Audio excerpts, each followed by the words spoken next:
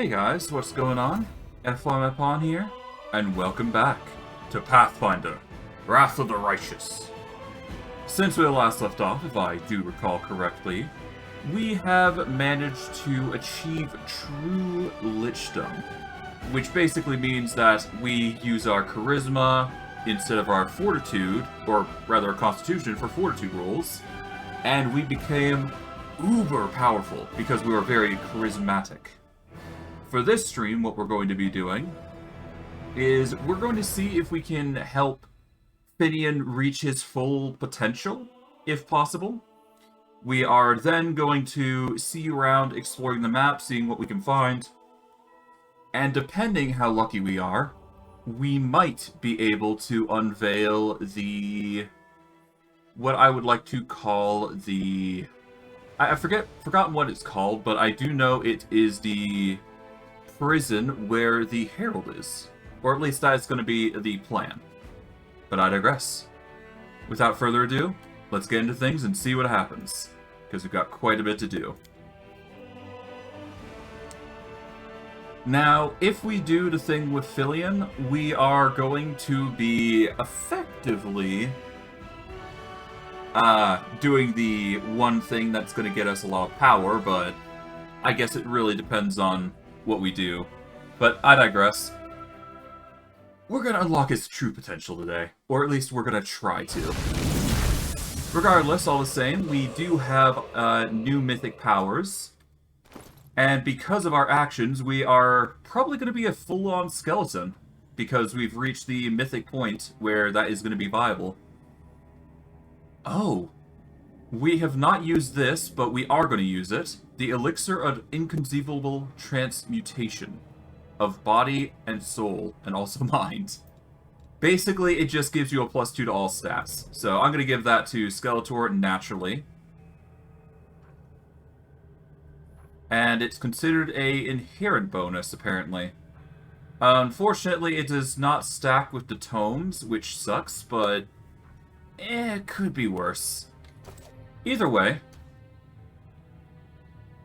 we will be able to achieve lichdom. We become a full-on skeleton. So that's fun. But yeah, we're going to stick with the usual photo. And we get to decide our next mythic ability, which is 9th level. And then we've got one final skeletal upgrade here, apparently. So that's going to be interesting. As for the mythic ability that we're going to go with, I don't know, to be honest. Anything should theoretically work. We could go for a Bloodline Ascendance, which would give us DR5, morale saving throws, and immunity to cold, paralysis, and sleep. Before I do accept that, I do want to check the abilities that me being a lich gives me, because that will dictate a lot of what I do. So as of right now, I should probably check my abilities real quick. Let's see.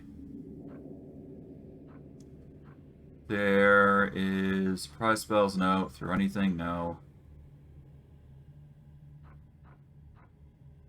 I know it's somewhere here. Hold on. Here we go. Undead. Okay, undead creature. Okay, so bleed, petrification, death effects, disease, paralysis, poison, sleep, and stunning. Okay, so I don't have an innate cold resistance, is the problem.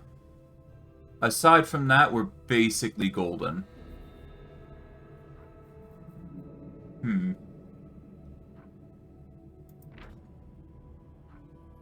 I am treated... yeah, so I'm treated as an undead creature, so... I don't think... I think we will get cold resistance, but I'm not 100% certain. So I'm just going to wing it there. So we're going to get lichdom here. And we're just not going to take the Bloodline Ascendant there. We could get something else completely, though, if we so desire. To that end, I think I am going to want either Mythical Beast, which gives our animal companions a boost to Strength, Dexterity, and Constitution equal to half our Mythic rank, Or we go for... What is the other one? It is... Where is it? Oh, do I already have it? Yeah, no, I already have Elemental Barrage. Never mind. Okay, so we got Elemental Barrage. Okay, so I'm actually going to be taking Mythical Beast here. Our skeleton won't benefit from the Constitution. However, we will benefit from the Strength and Dexterity boost, which is going to increase up to half our Mythic rank plus 1, so that's going to be nice. It's also going to be DR, except N, and counts its Ghost Touch. So, for example, what will happen basically with our animal companions, our 2 animal companions that we have, is their Strength and Dexterity and Constitution are all together going to increase up to, I want to say 5 right now, but once we hit level 10 Mythic, it's going to be a plus 6. So it is basically a plus 6 to 12. Well, it's 12 for the skeleton, 18 for the animal companion. So in general, this is just a really good feat for the animal companions, I think. So we're going to grab that. As for our Lich power, we have a few choices at our disposal. We can ignore spell resistance and spell immunity if we wish, using deadly magic. Or we could go with something completely different. We could grant our animal companions all undead traits, as well as DR 10 good and spell resistance 15. Honestly, I don't think I need to do that. We can get the Weapons of Death, which I can enchant items I wear with the Bane Living and Nullifying spell abilities. Don't need that, because we cast spells and not physical abilities. We could get Withering Life, which would deal ability damage to an enemy, which I think we want to focus on physical ability damage, because most enemies tend to afflict us with melee damage, that sort of thing, so that'd be good. We could also go with Fear Control and just make everybody shaken. Or frightened, or whatever the heck we want to do here. Lich gains plus 4 profane bonus to attack, and 1 per mythic rank to damage against frightened creatures, or ones under any mod effects. All enemies within 10 feet of the Lich must make a will. If we were a melee Lich, this would be a very, very useful tool. But we are not a melee Lich, so that is not a good idea. Decaying Touch, again, great for an unarmed character, but not good for us, I think. Let's see. Deathwort Rush,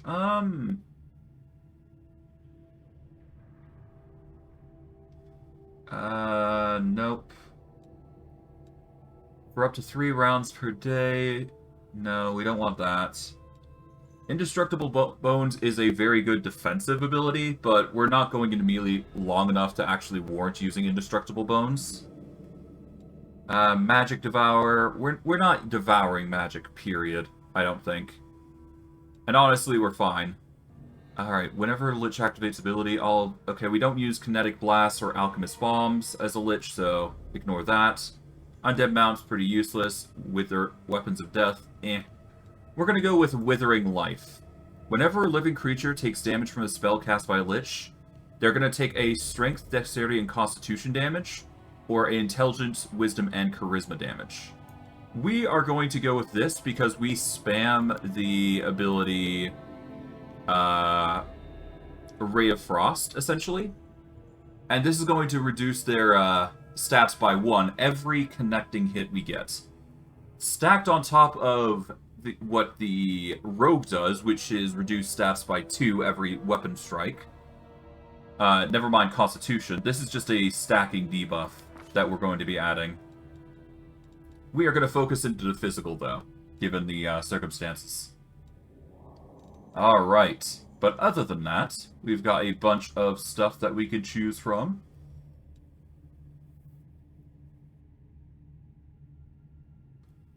Otherwise, we should be fine. Okay, we've got 1 spell we can choose from the lots. Honestly, we could easily go for a Circle of Clarity without too much hassle, and it would work.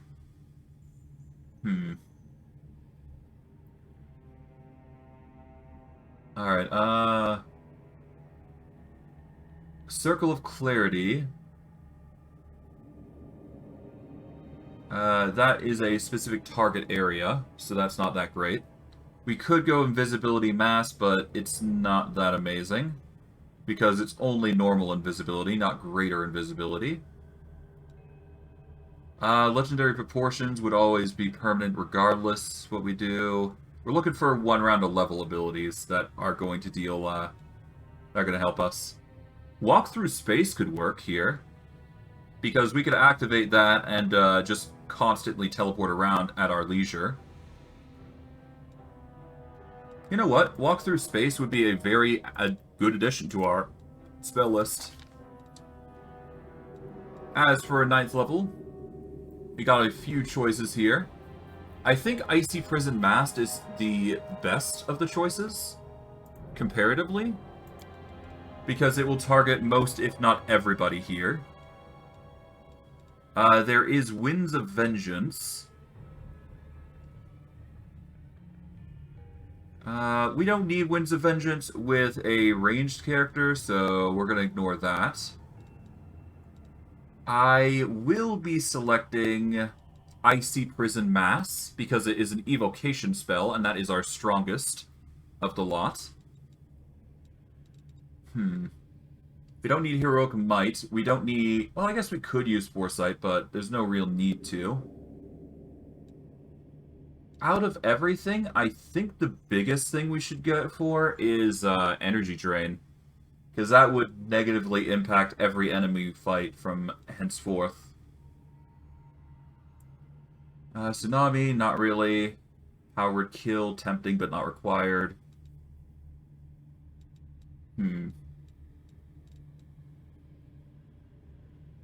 Tsunami is 24d6 bludgeoning damage. It is not affected by spell resistance, so honestly, I think I go for the Tsunami here, because it's not going to be affected by spell resistance, so if we do run into an enemy that's good against this, then, well, sort of good against this, we can still deal damage. A Tsunami is going to deal a lot more than most other things we can do here, so we're going to go with that. Plus, it should target everybody, so all the more reason to grab it, right? Alright, but that is Skeletor set. He is now a full-on skeleton. Alright, we are now 9th level mythic for Merman. Let us see. What should we give him?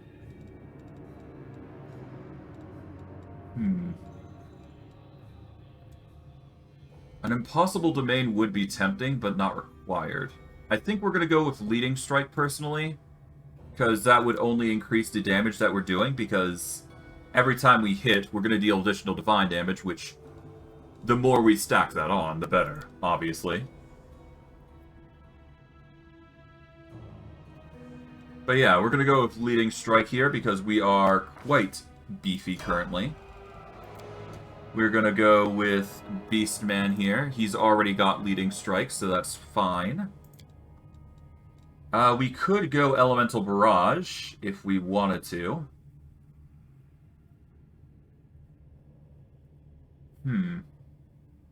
I might be able to get away with Elemental Barrage if I give another elemental damage to Beastman.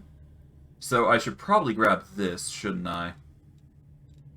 Alternatively, I grab Thundering Blows, so every time I do miss, I can deal additional sonic damage. But you know what? I'm going to go Elemental Barrage, because I have a weird feeling this is going to be dealing more damage than not. And for those of you curious, while it does say that every time you cast a spell it deals energy damage, that is not the case. It is any time you deal elemental damage in general. So, right now, Beastman should be dealing an additional set of damage based on his natural attacks, by dealing just naturally acid damage because of his class. If we were to tack on one singular status effect to it, say, I don't know, give it like a bit of a fire buffer, such as, for example, the spell that we usually use, that's going to deal more damage. It is the same situation for this guy here. So we're going to go with, we're basically going to give everybody Elemental Barrage. We're going to give this to Trapjaw, naturally. We are going to give it to him, Elemental Barrage. Basically, if we can get everybody to deal 2 types of energy damage, it's going to proc constantly, only increasing our amount of damage that we are dealing. So that is why we are grabbing it in the first place, and considering it in the first place. Okay, but I digress.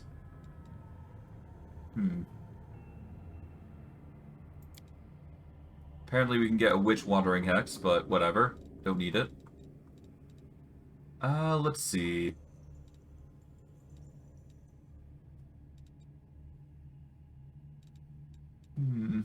It really depends on us. I could go with Archmage Armor, just increase the defenses of our Witch. Just in case, but we shouldn't need to. They are in the back lines for the most part anyways, after all, so... We're going to have a target. Or they're going to have a target in most, if not all, instances. Okay, once per round when your melee attack misses. Yeah, we don't need that.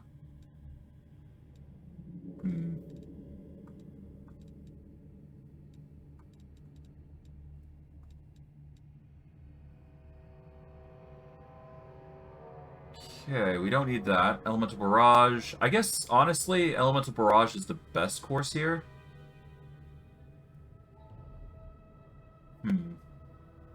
I think this actually procs with other people as well, so there is other ways that Elemental Barrage will trigger.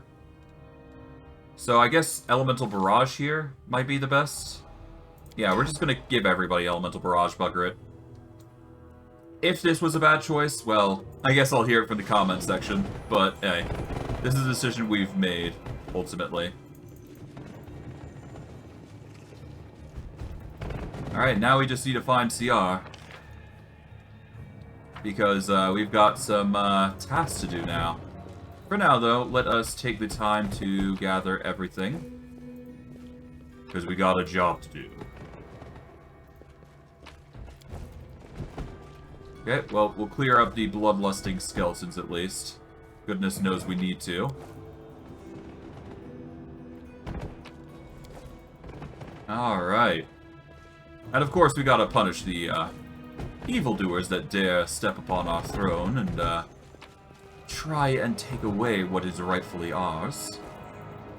Can't really have interlopers or monsters trying to interrupt our concession. Okay, we'll gather everybody here.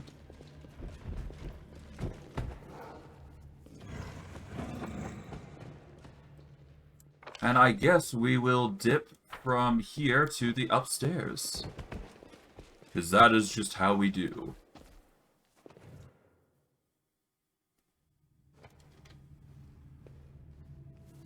Okay, Staunton, Gesselger, Bloodlusting Skeleton. Lost a few skeletons here, but that's fine. Alright.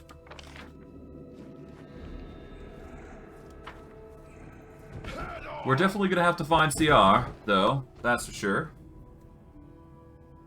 And of course, we're going to have to lay down judgment upon the man. Definitely going to turn him into undead, that's for sure.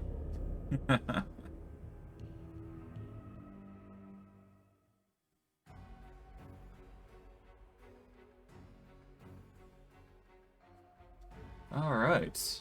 Well. All the same, we have managed to succeed in some capacity. Alright. Let's see.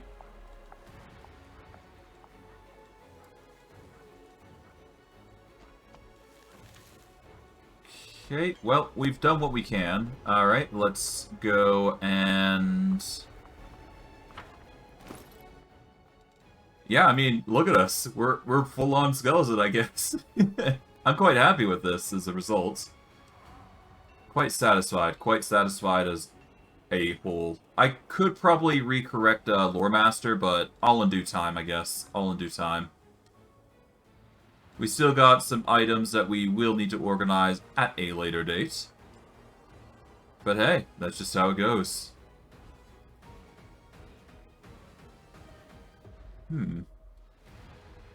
There's some decent items that we can use, but again, it's something that we will have to figure out in the future. Clasp of Death. This robe grants a 6 to all mental ability scores. In addition, the wearer of this robe has the ability to channel negative energy. It increases the amount of damage this ability does to living creatures, or heals the dead by 2d6.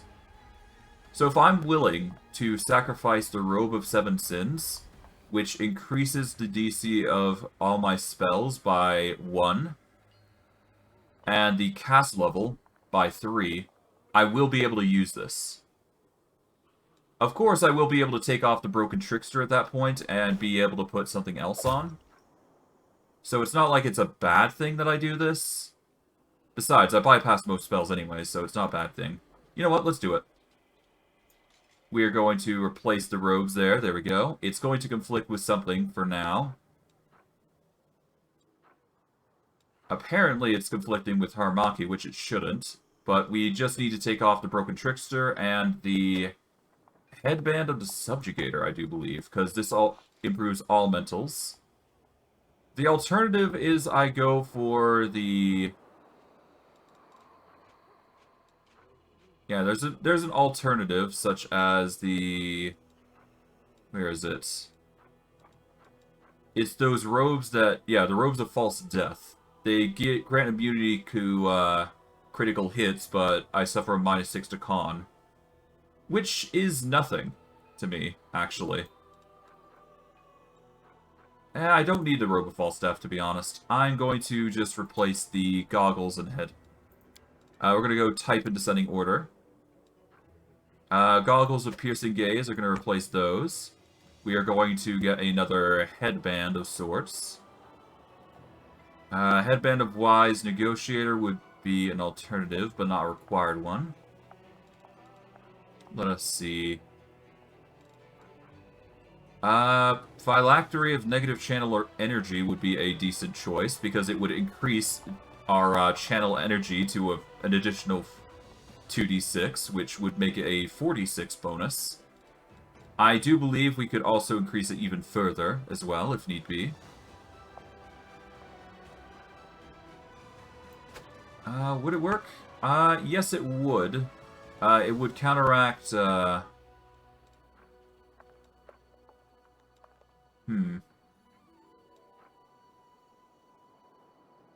Naturally, a few of our items are going to conflict, but most of it should be fine.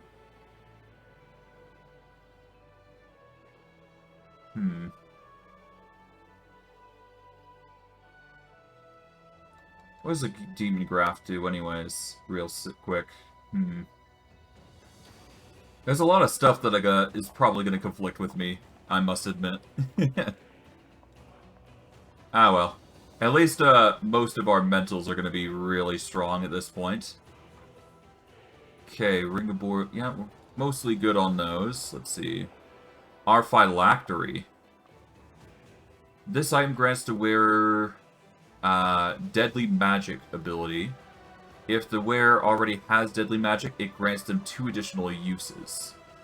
In addition, once per day, whenever the wearer's health falls below 0, it can restore to maximum.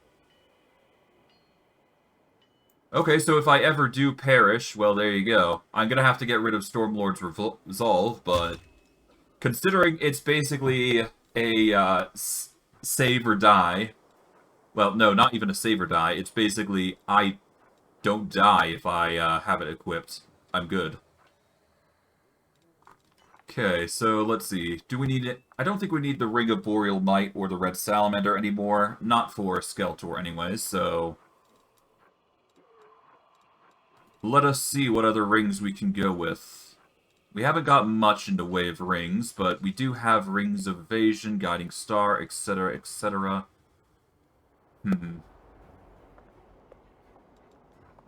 I am going to go with... Let's see.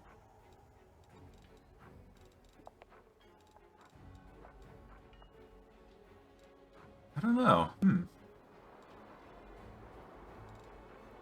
Elemental Protector is tempting, but not required.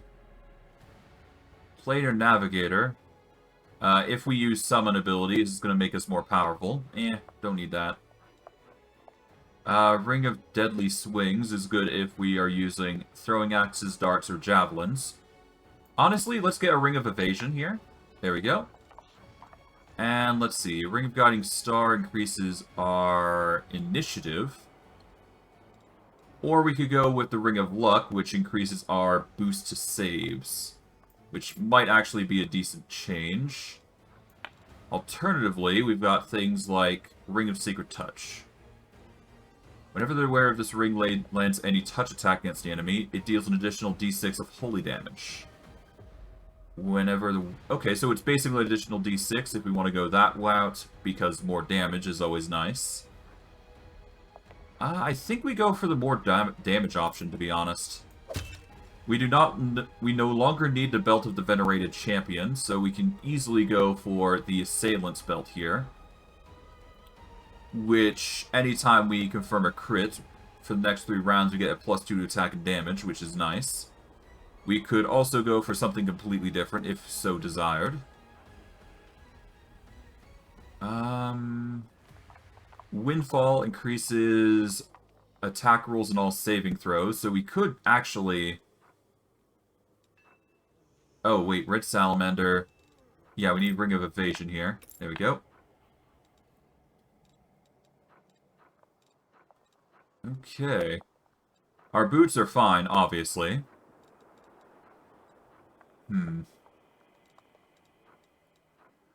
Well, this would give a +1 to luck bonus. This would give a +1 to attack rolls and saving throws. As a luck bonus. It would be a bonus all the same, and while small, it does help.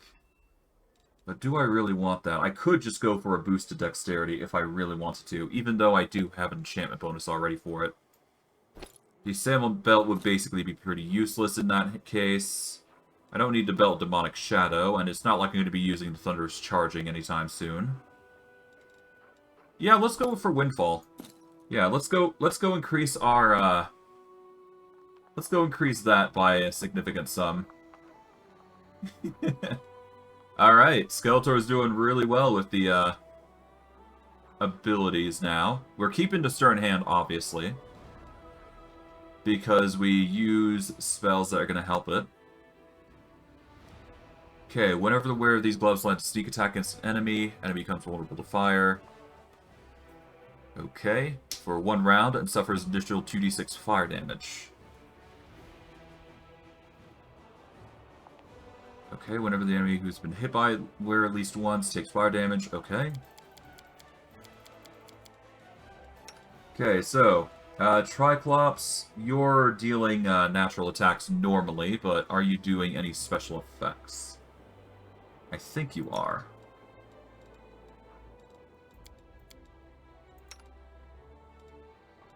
Okay.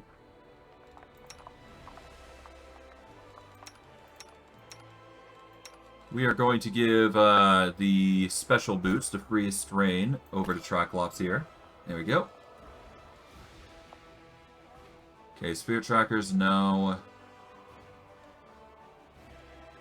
Just need to decide, let's see.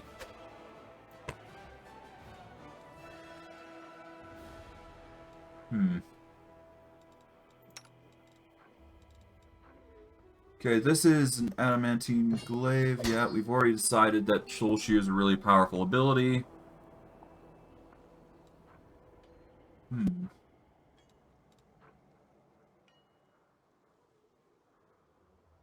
I think I just give it to Trapjaw, don't I? He's already going to deal a significant hit each time, so an additional 2d6 never hurt anybody. It's going to be slower, obviously, but... Well, the alternative is to give it to Beastman here. Or literally anybody else. Let's see.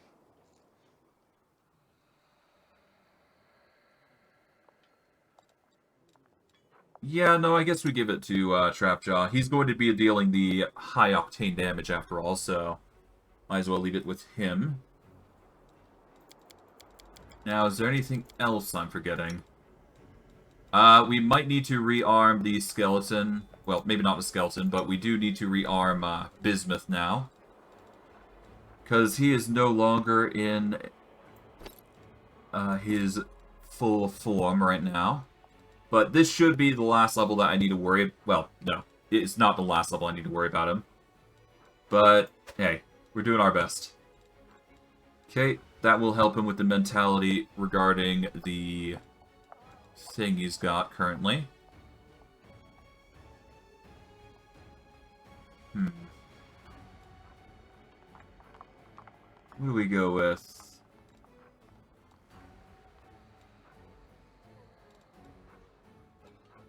Okay, Contagious Shroud.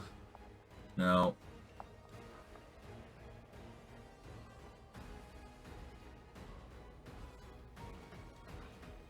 Okay, Cloak of the Ancient Herald, no. Cloak of Resistance +6 would be nice. There we go. Voracious Spirits. 10 temporary HP. Bonus to AC. That's just going to be way better for somebody. We will address that in a moment.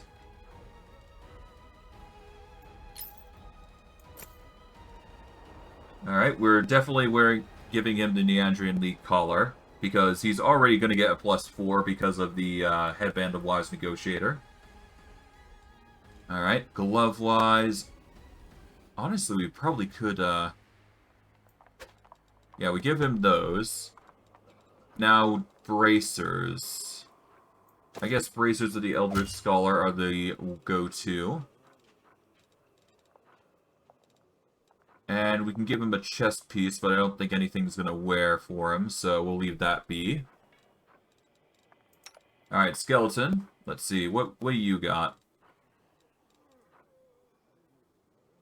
We're going to need some eyepiece things, so I guess we could go with the Broken Trickster here, couldn't we? Because we no longer need the Headband of Mental Perfection. So we'll take that off. So he won't have a high intelligence, but he will definitely have the Broken Trickster, which basically gives him... Yeah, he's going to be more tanky, basically. That does give him a free head slot to work with, so we just need to give him something fitting for it.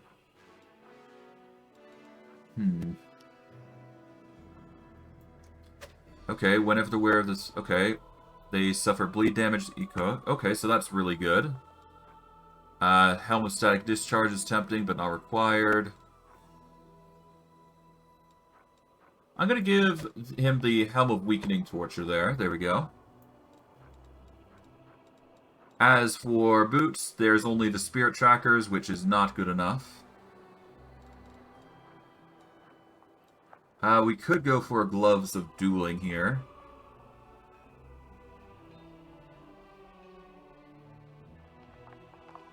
Nah, Defensor's Gift is pretty fine.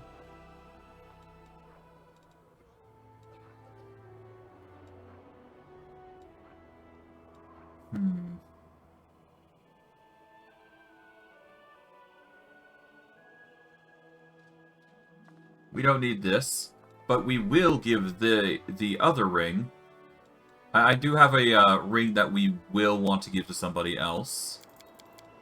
I think. Okay. Alright, yeah, no. We need to take half of the pair off of Merman for him to wear the Voracious Spirit.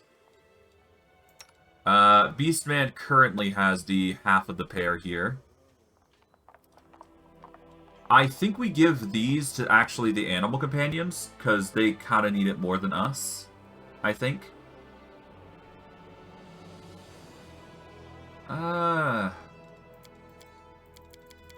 Do they actually? I know the Skeletal Executioner could do well with it. Let's see, Neandrian Collar. No, we keep Bismuth on the Neandrian Collar, but we're going to give half of the pair to the Skeletal Executioner, just to increase his AC up to 40, just to make him a little bit more beefy. As for defenses, we are definitely going to give the Skeleton something nice.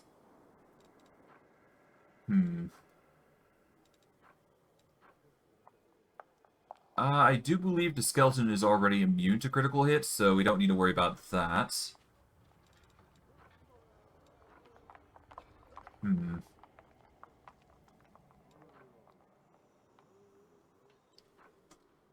Okay, the banded armor.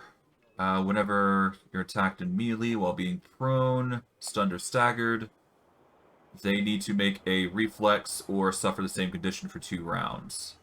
You also get immunity to fire and acid. Okay, so this is just a way better than that, so we're just going to give him the armor there. And while he does look a bit decrepit, he is definitely way stronger. Definitely going to need a new ring, though, I think. Definitely going to need a new ring. Not the all-around defense, but get rid of the police shepherd thing. As for what we're going to go with, honestly, I think just a ring of evasion is fine. There we go. Done. But other than that, the stats should be theoretically crazy. Yeah, because of Mythical Beast, it increases. It doesn't show right now how deadly it is right now, but it is going to be really crazy. Alright. As of right now, most of everything is good. Alright, we've got to solve the 4 puzzles now. Well, among other things, but going by Mythic quests, we're basically good. Discuss the next steps with the Pillars of Skulls. Okay. Before we go any further, then we're just going to need to talk with the Pillar of Skulls and figure out that mythic timeline and figure it out perfectly.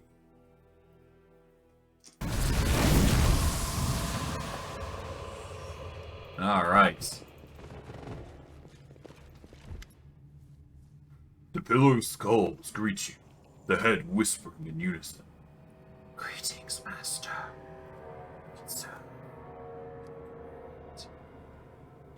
The ritual is complete. From this day forth, I'm a lich, a lord of death. Worship you. We serve. We fear you. For all eternity, our Lord. You have succeeded in your greatest undertaking, Master. You've given the ancient minds of Scorus over to the powers of darkness. Pharasma's patience grows thin. Her revenge is imminent. We know how to provoke her, to make her forces take up arms and head to Galarian.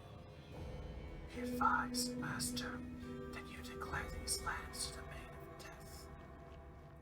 With great corruption, seal of her. Curse the chorus, so that all who die here shall henceforth rise again as undead.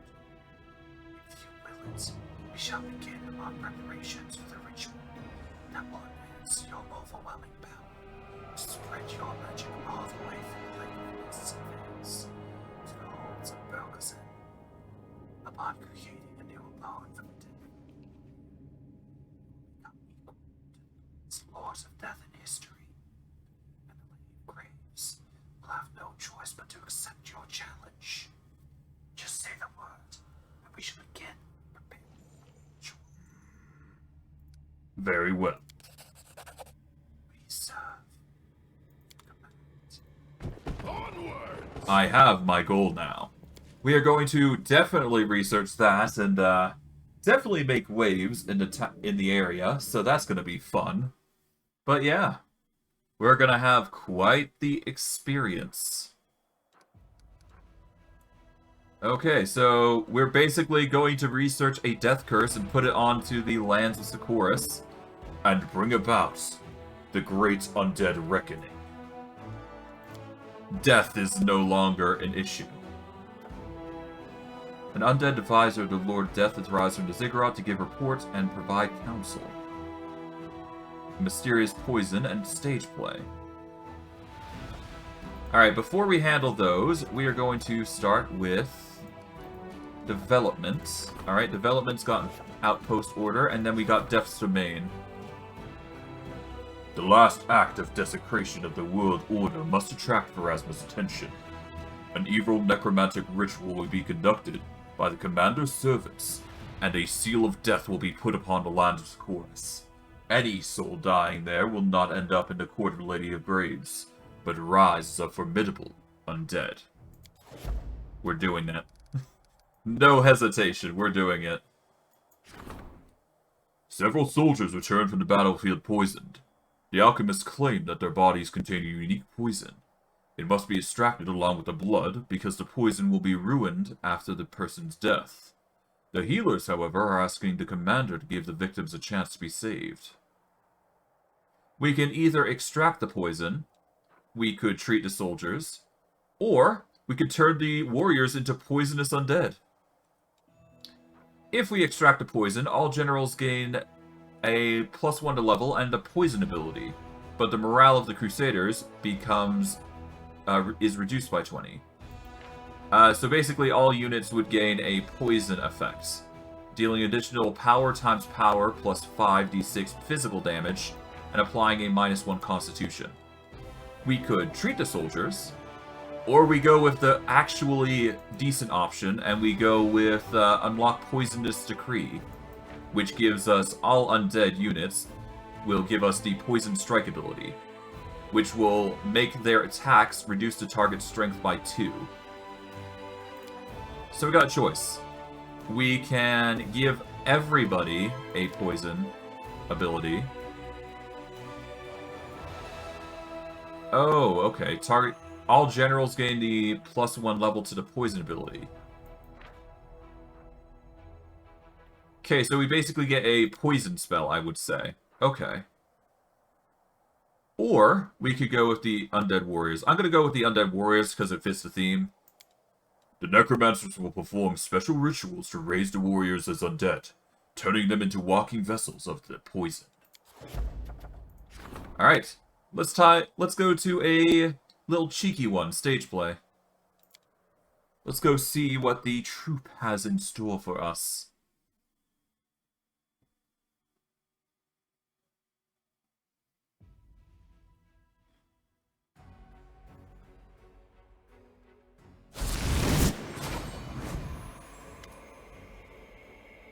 Gishirma looks the same as before, but far more wary.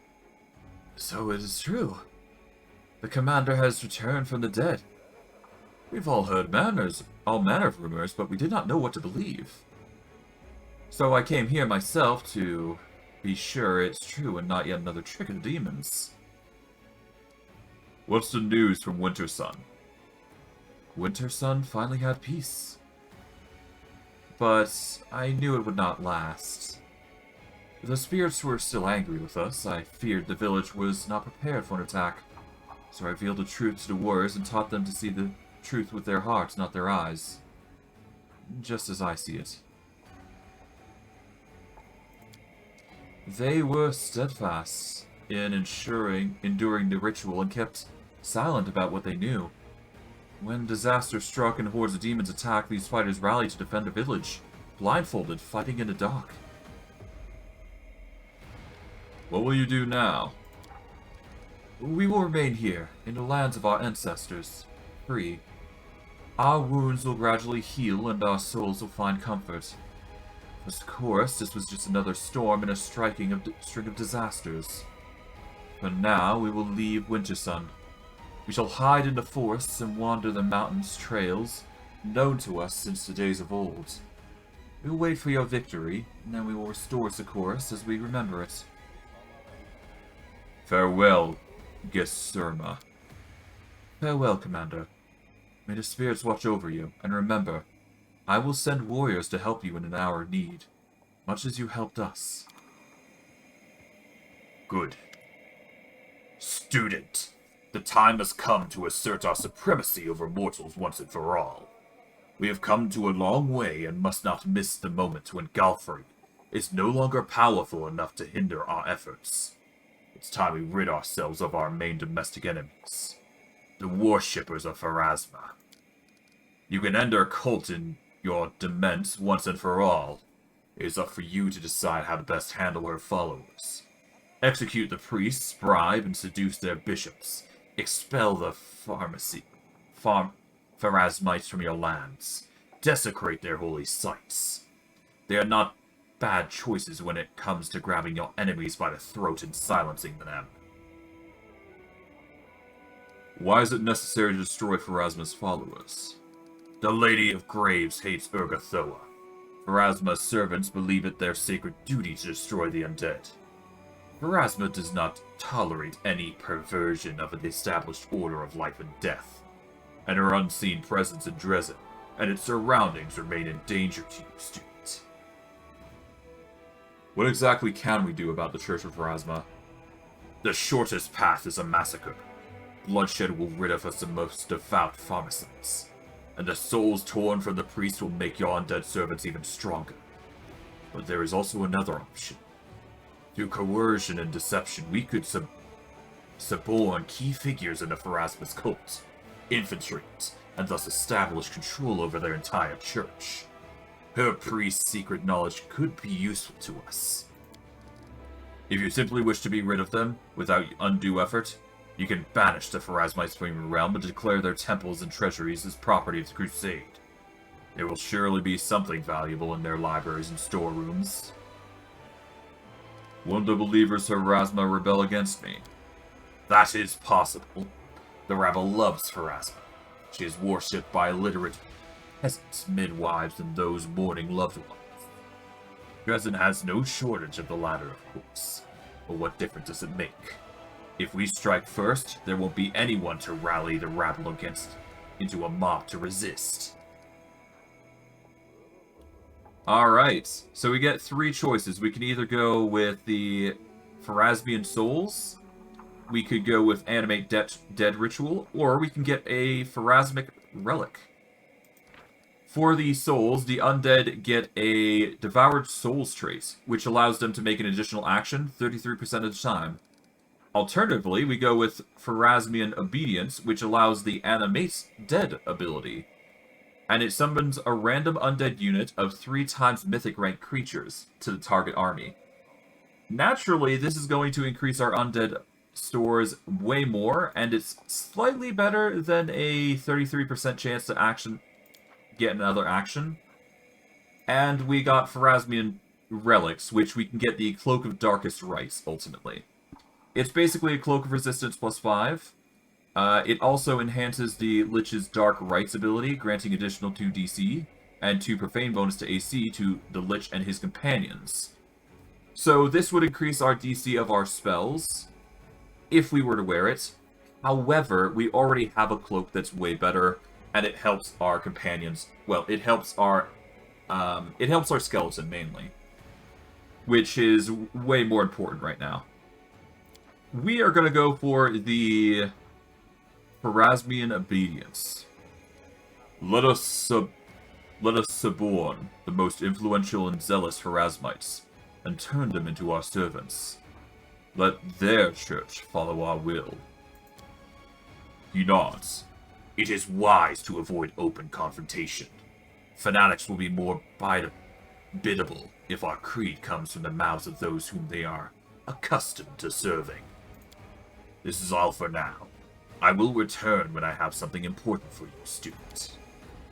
Good. Good. Ah, Commander. Good day to you. And all that. I'm Tirana for the Next Door Theatre. Remember me? So here's the score.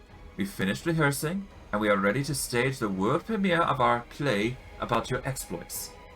Grandma has sent me to invite you. We're ready to get started. So will you come?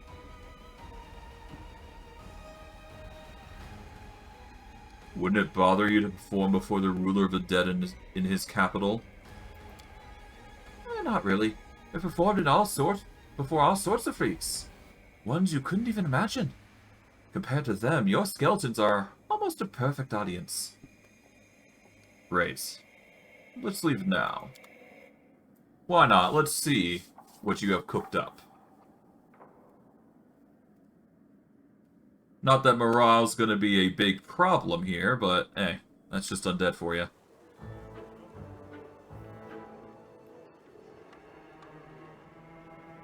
Alright. Grandma Grilton's smile shined with pride and happiness. Her new ladle shines equally as brightly, and she holds it like a scepter. Ladies and gentlemen, the day has come that every participant in the crusade has awaited with bated breath. The day when we, the Next Door Theatre, finally present to you our newest production. The massive prop catapult behind Grandma creaks loudly and somewhat ominously in time with her words. At least you hope it's a prop. Today we return to the recent past, to one of the first victories won by the Commander. Our show is dedicated to the grandiose, incredible, mind-blowing, exciting, large-scale, grand, and legendary events many of you probably witnessed firsthand. As the director and playwright, I feel humbled and honored to... Captivated by her own speech, Grandma brandishes her ladle with wild enthusiasm and accidentally touches, but only lightly, one of the catapult's levers.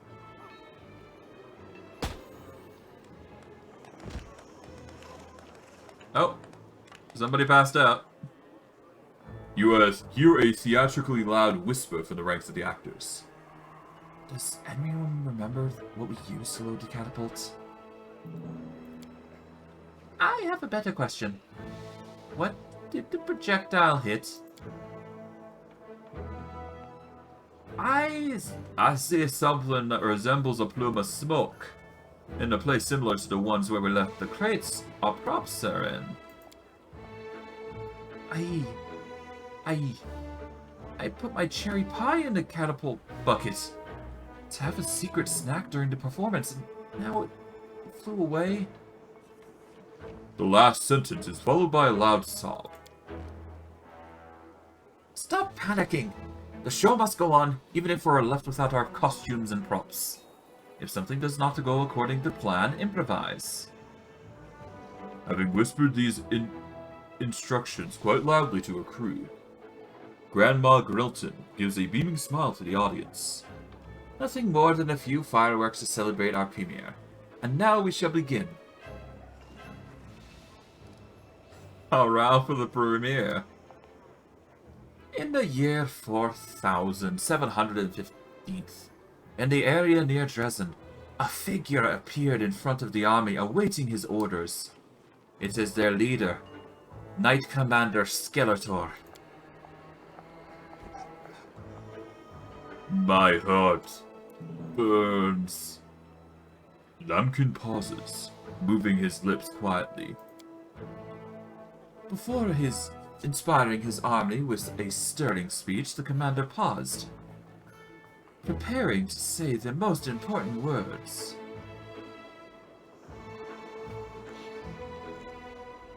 I'm not going to say anything. Let them go for it. Unable to recall his lines, Lambkin seems to wilt and begins to speak at random. Warriors, give up. I am the actor Lambkin. The commander's speech was certainly inspiring, but he understood it wasn't enough to face the upcoming dangers. He needed to describe the goal to the army and give real hope to the soldiers. And so the commander exclaimed, Grandma throws the encouraging glance to Lambkin, and Lambkin throws a pleading glance at you.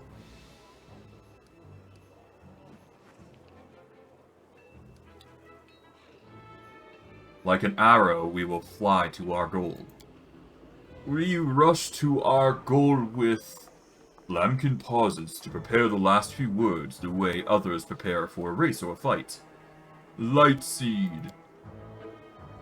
Lightseed is an ancient and lazy battle cry for a spell good luck. Grandma Grilton remarks without batting an eye.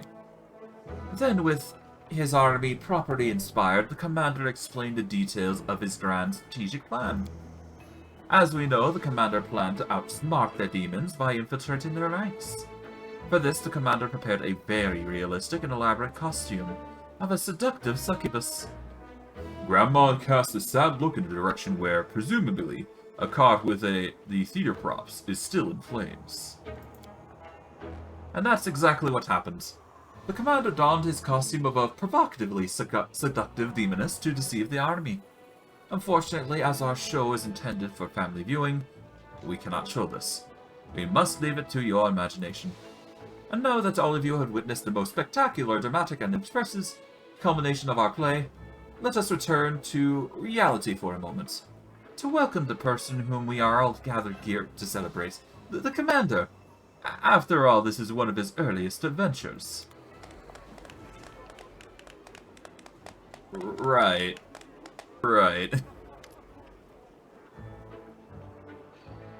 So, what did you say, Commander? Did you like our show? Not bad, but there's room for improvement. Of course, sure. A mysterious smile appears on Grandma Grilton's face. Believe it or not, Commander, but every true comedian knows their calling is to provoke laughter and smiles, not necessarily on stage. And it needs not be successful. Professional and perfectly organized performance.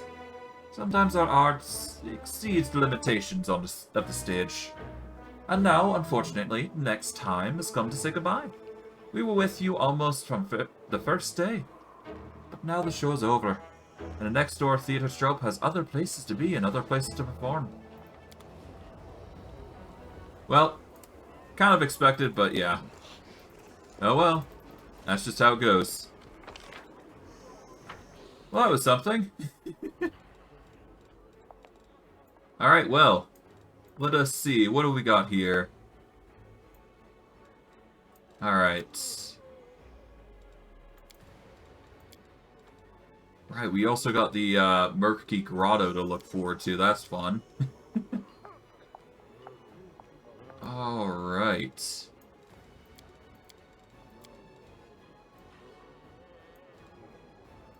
Okay, so we're gonna go and deal with the Bladesmith now. Or at least try to.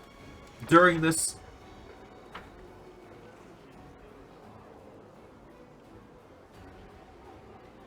Oh, apologies there.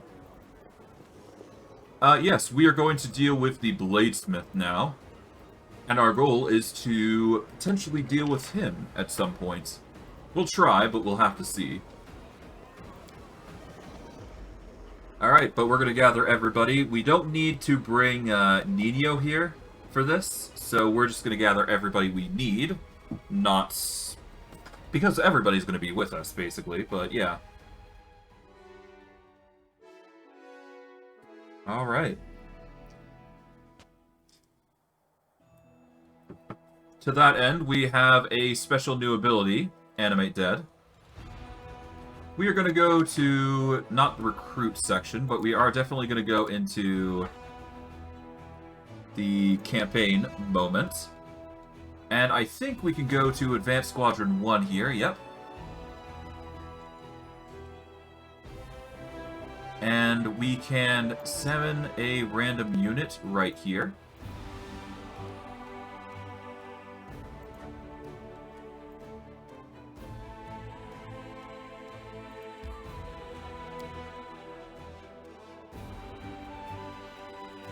Oh, summons a random undead units to the target army. Okay, so you have to target the army. Okay. Okay, so if we go in to our army here, and we quickly, or at least temporarily, split some people out. There we go. We're going to temporarily split it up.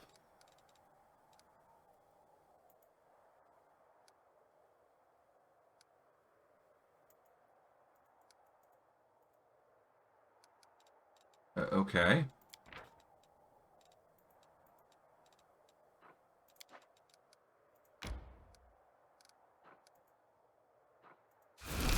There we go. We get some skeletal champions. Not a lot, but we get some. That's the important bit. So we got some skeletal champions for our troubles. If we go over to this group, we are going to merge the groups together. Or at least the more important ones. And we've got the signifiers, which are not going to do us much good here. So we're just going to... We're going to send the signifiers back to the lands of Yath Watch, and we're just going to have them return to another army, basically. While this advanced squadron, with its sizable group, is going to head over to this demon army here. And we're basically going to demolish this demon army, or try to. We are going to save here.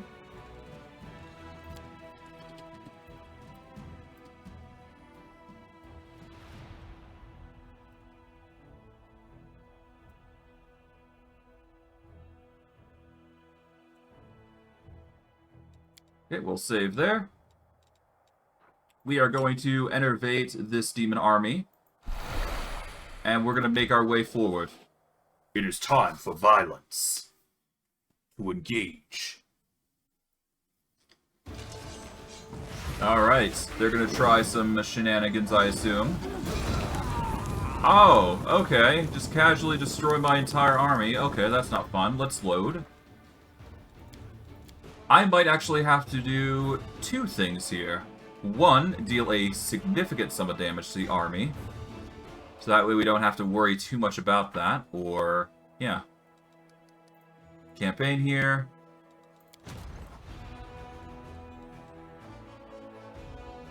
Okay.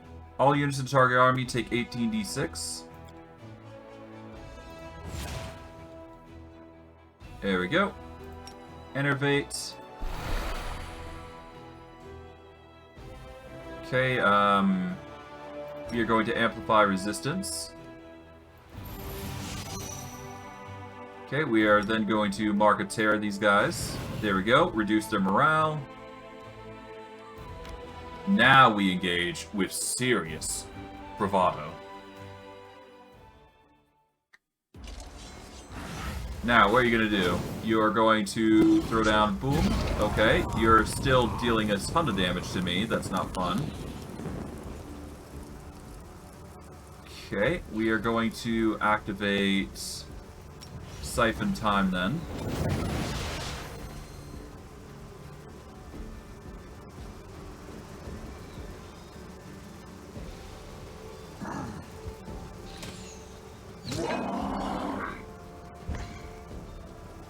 Okay. Gonna chop these guys. There we go. Zombies are gonna go over here.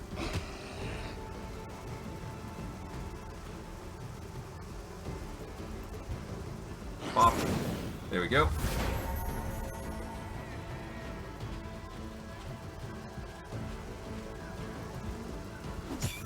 Okay. I guess I can reload here, couldn't I?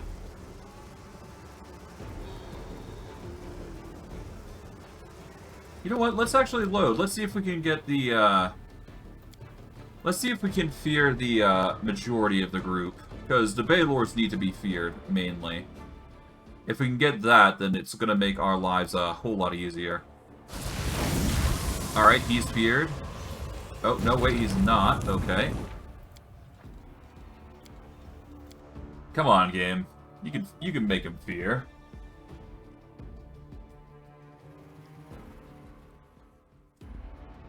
Come on. Please? Okay. You know what? Let's do a better one. Let's go back to Stream 44. We are going to try and... We're going to try and split everybody apart significantly. At least. And we'll go from there. Okay. We're going to start with the enervation here. That way their stats are reduced. We are then going to do that. Going to significantly reduce them. Going to have morale.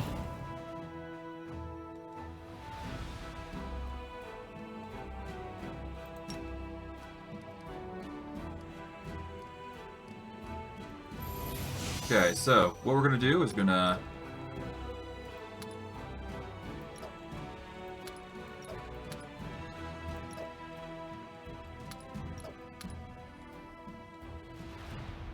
We're gonna have our units basically pile up into 2 groups. I hope this is enough, but we'll just have to hope, really.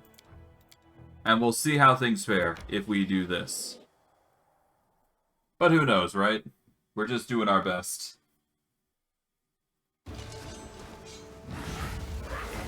Okay, are you gonna target this group or this group? Okay, you're gonna target this group. Okay, I can tolerate that.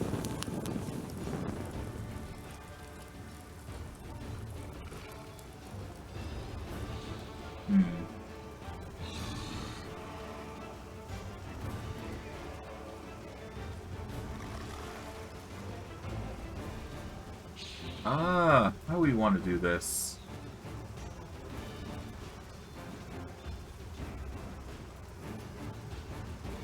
Actually, hold on.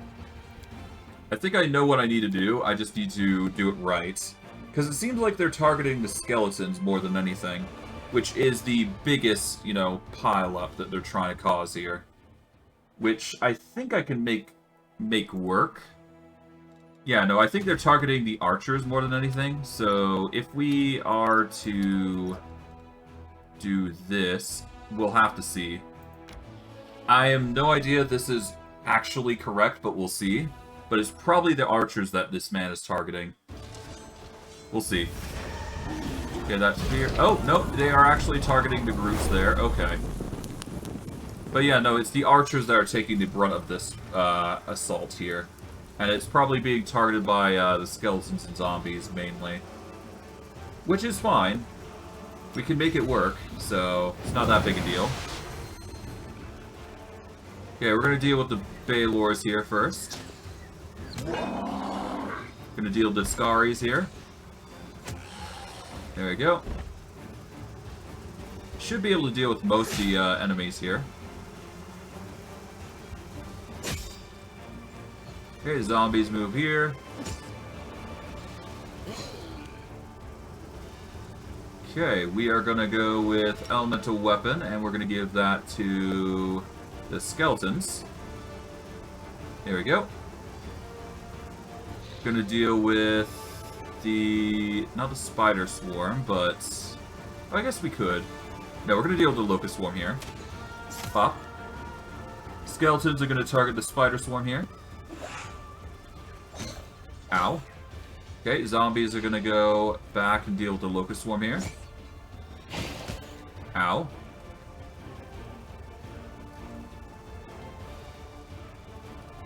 Okay, I think we can go with the Scorching Ray. Nah.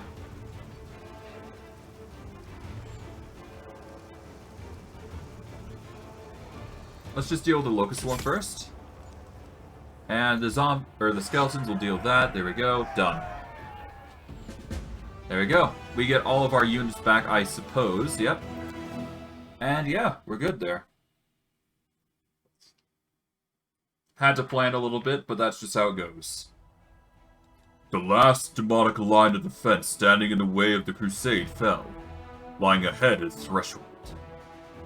So yeah, this is the last fort you should be targeting. But we've basically made it so that we've just rushed towards the end to save ourselves some trouble. So theoretically, we are basically good to charge to the final bastion that's coming against us. If we wish, should we so desire. Of course, though, we're going to need to reinforce this puppy to high hell.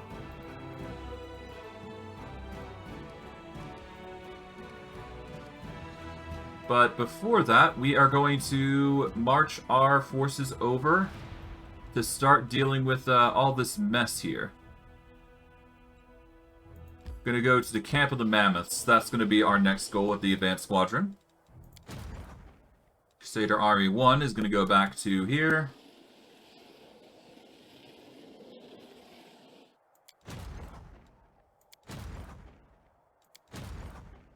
Signifiers are probably going to go back to Yeah, that's going to be the travel to Dresden. We keep the defensive squadron here. Defensive squadron 1 stays. There we go. Alright. But otherwise, it's just going to be a grind there.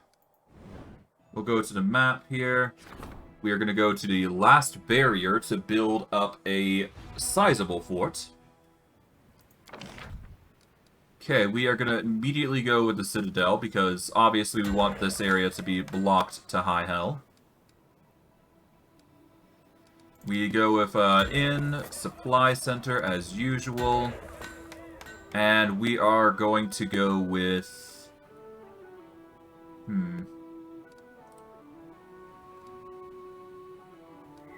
I guess the Spellcaster Lodge, yeah. More Spellcasters, the better. Actually, you know, I got a better idea. Let's go with the archery range. I much prefer that. There we go. Done.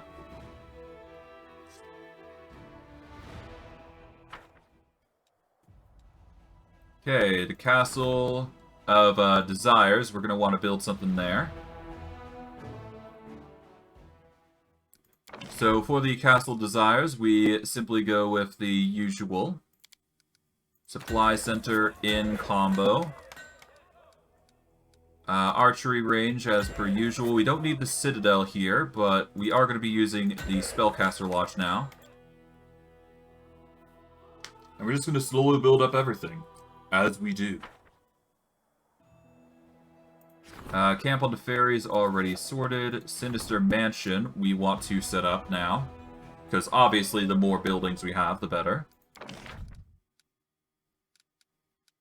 Okay. In Supply Center. I do believe this is an area that we are going to need to defend, but we're just going to go Spellcaster Lodge and Archery range until we figure out which areas are going to be under constant assault. Once we do figure that out, though, we should be able to organize a true force to handle this. Camp of the Mavlords is already set. Gloomy Gorge is already set. Cave Citadel's good. Mountain Warren's good. Necromancer Grave. Oh. Already done with Tyrant's Keep. Necromancer Grave done. Yeah, we just got a little bit more forts. We basically got a little bit more here, I do believe. And then we are basically golden. Just a few demon armies left, really. And then there's, of course, this fort here. But that is going to take a few days to actually organize, but hey. That is the campaign in a nutshell. At least I do believe. As for anything else we can do, we could do Last Forces, but there is honestly no need to do so. We honestly don't need that far, or need that much. So, to that end, we are going to start traveling. I will deal with the Murky Grotto after I deal with the puzzle bits, but we're going to be dealing with that in a... We've got bigger things to deal with, basically, right now. As for right now, we are going to go and target the Bladesmith, I think. We do have the Heart of Mystery waiting for us, and the Core of the Riddle, and all that other jazz. But one thing at a time.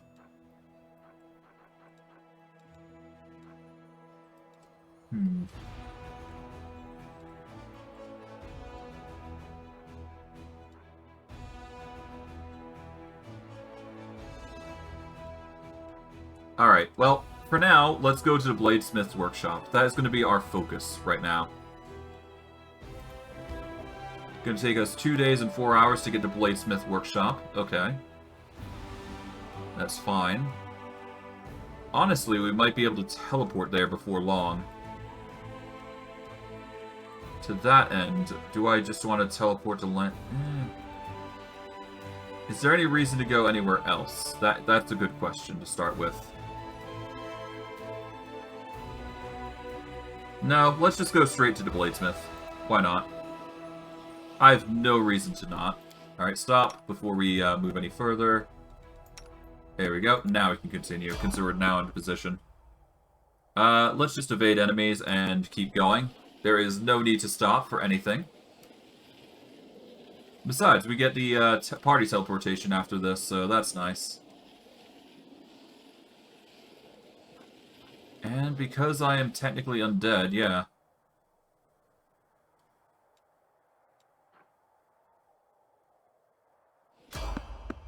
Okay, we evade enemies. Let us go to the army tab and organize everybody to go to their specific required task. This army will merge with others.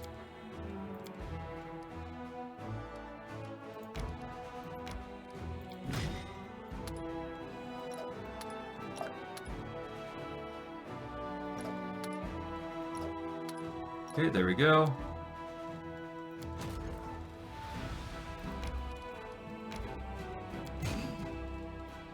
Alright, sadly we cannot introduce these two groups in, so that is off the table.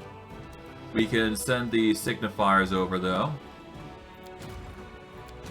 Okay, defense squadron here is doing fine, defense squadron here is doing fine. Okay, how about Crusader edicts? What's going on here? Okay, we can introduce skeletal creation once again. We can go with poisonous undead, which I'm honestly going to do. I'm going to issue that decree. Don't need last forces. Alright. We need to still do the Outpost of Bastion expansion, naturally. Then, of course, there's the nest cleanup, which is 3 days. I'll do the nest cleanup next after I got the Bastion upgrade. And we're probably going to issue it towards the last barrier here for future travel purposes. Either that, or I set up a point on the Tyrant's...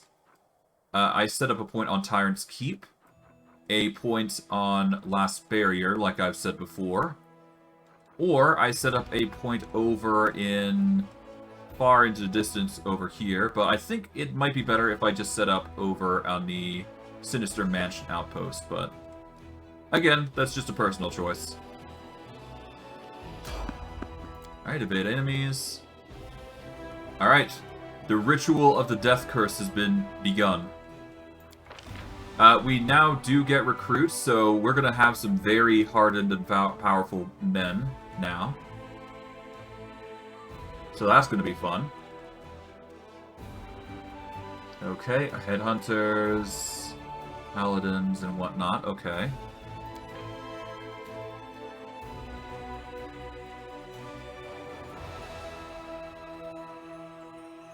Okay, we're going to hire 2 hardened veterans.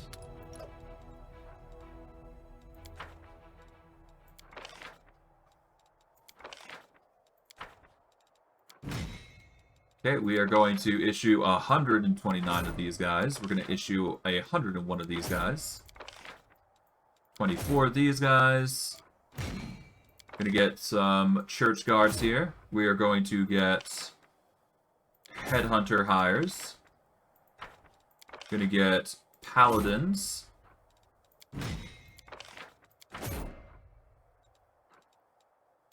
Alright, well, I guess I can hire a bunch more of these guys, I guess. Bugger it. Let's hire as many as we can. Because we do have the resource to do so. Might as well, right?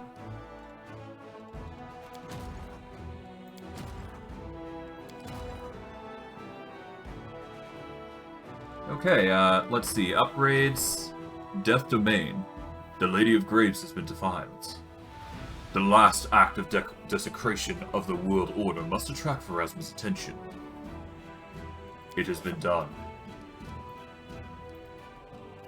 We get a logistics reform soon after the outpost expansion, so we're going to do that next.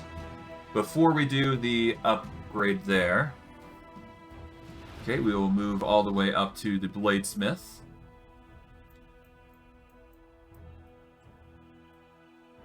And then we will go probably to the Legacy of the Ancients. Not enter the location just yet. We're going to do a quick rest here. Okay, Cheese Cristata as usual. We will auto-assign. There we go. Begin rest.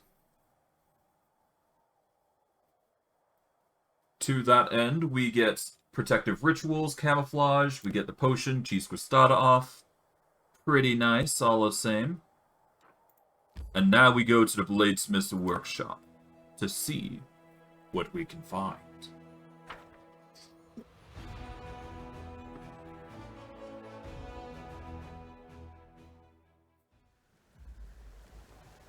Alright. Before we move on to figure out what's going on here, we are going to take time to really buff us out. Once I hit level 20 with all my units, I'm going to start, well, I am definitely going to, I'm going to reorganize spells to a certain degree. I'm also probably going to use that chance to actually give everybody a ability to, you know, retrain when they get the chance. Okay, good aligns.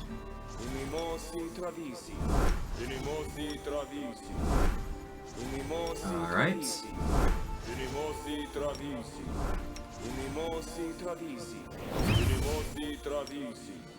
Okay, bark skin. Elements of all type. There we go.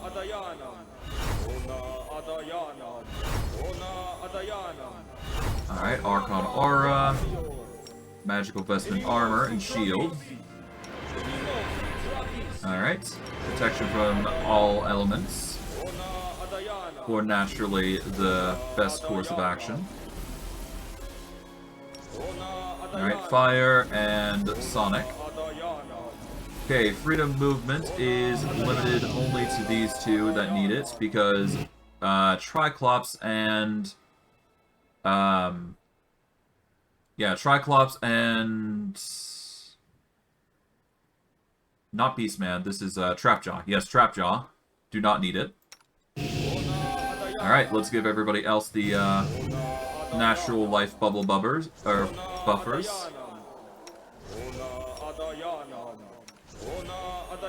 4, 5.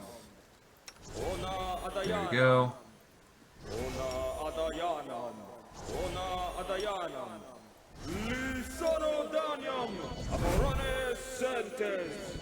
Okay, we then do Angelic Aspect, Frightful Aspect, Winds of Vengeance, and Mind Blank Communal. Okay, we then do Beastman, which is going to start buffing everybody.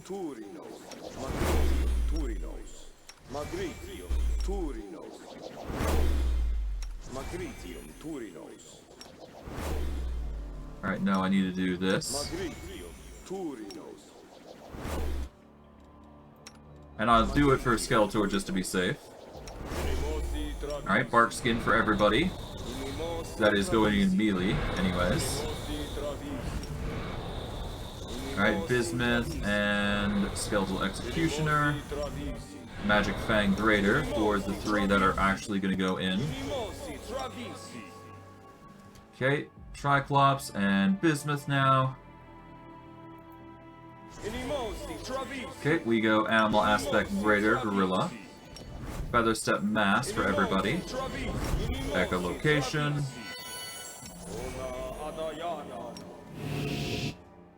Okay, we go freedom movement on the Bismuth and Skeletal Executioner. We are going to Animal Shape Bismuth.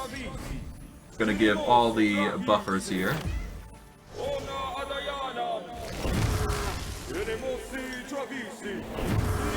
There we go. Okay, we can give Triclops that. Honestly, I'm gonna give Skeletor... Well, no, we can't actually give it to the Executioner or Skeletor anymore because it's only a friendly creature. Okay, so apparently it doesn't work on... Why does it not work on them?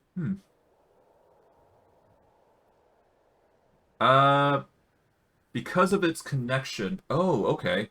Because of its connection to living creatures of the distant past, the spell does not function on outsiders, undead, and summoned creatures. Okay, so I gotta find a solution that will abide this problem, basically. Or basically counteract it. But that's fine. Alright, we're going to down a mutagen of strength here for the case of it. We're going to go Dragonkind Red here. There we go. Stand ready. We are going to Mage Armor himself. Expeditious Retreat. Gonna Mirror Image here. Effortless Armor. And we'll go from there. Let's move already. Okay, Evelyn. Mage Armor yourself. Oh, right, while we're waiting, we can actually file Dexterity, Dragonkind Red. No one stands in my way. We shall move. Okay, we've already hit Mage Armor here and Mage Armor here. Okay. We're gonna give Mage Armor to him. And one to Bismuth, which he doesn't need it, I don't think. Alright, fine traps. Delay Poison Communal. Death Ward for everybody.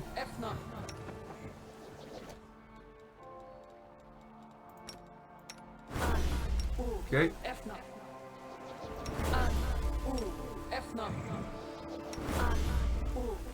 Alright.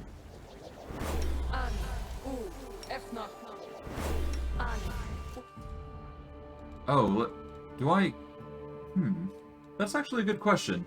Am I immune to all death spells and all death spells and magical death effects? Am I immune to death effects? Let's check real quick. I should be. Let's see.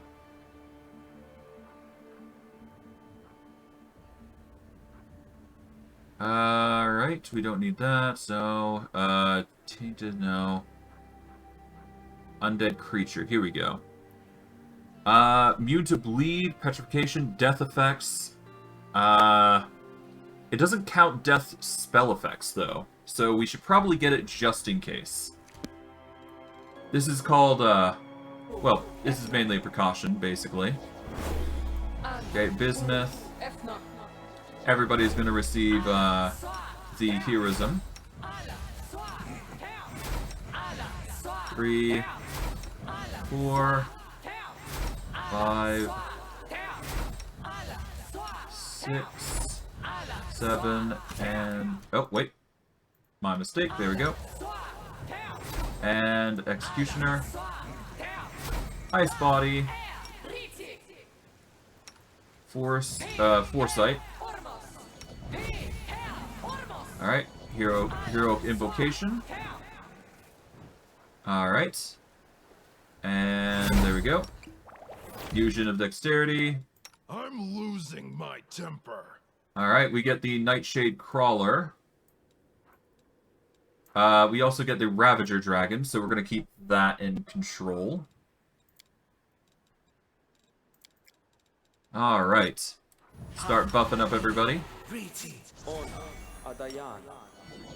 Alright, let's give everybody Blur. 3, 4, 5, 6, 7, and 8. Mirror Image, okay. Alright, Greater Magic Weapon.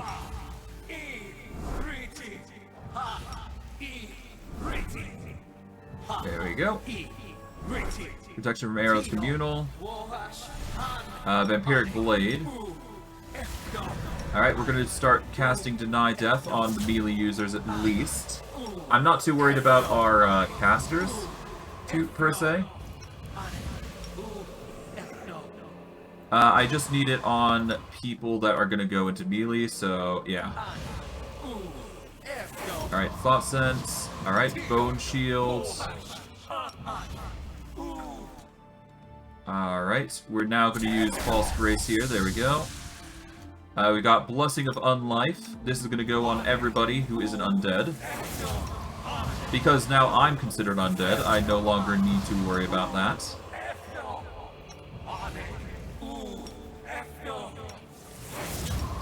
And Bismuth gets this, but Skeletor should not need it because he's considered an undead creature. So he will heal from negative energy automatically. Protection from spells.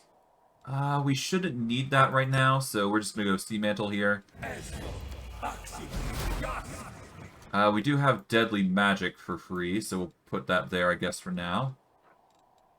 Alright, we activate Sense Vitals.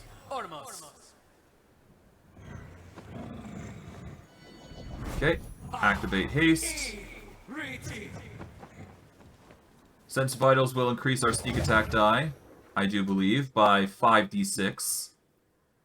Which is, this additional damage stacks with other sources of damage. So, yeah. Okay, we're gonna give Merman... Well, Merman's gonna be the main person who's gonna be getting the displacement. So, 2, 3, 4... Yeah, if we want to use that, it's an option. We are going to get Skeletor and Evelyn to move back here, given the circumstances. Yep, those two are not going to get buffed here. I crave for adventure. Alright, everybody there gets a rage. We are then going to use Greater Invisibility on himself and Evelyn. There we go. That's a 24-hour invisibility of greater version. We will activate Eyes of the Dock. And honestly, I think we go with Firebrand here. Okay. Firebrand, that's going to give everybody a d6 fire damage, and that's going to prop everybody's abilities, I think. And that's just going to deal constant amounts of damage, I believe, on the enemy. And when I mean constant, I mean constant. Now, that should be enough. We shouldn't need to go too overboard here, so we're just gonna get going and see what we find.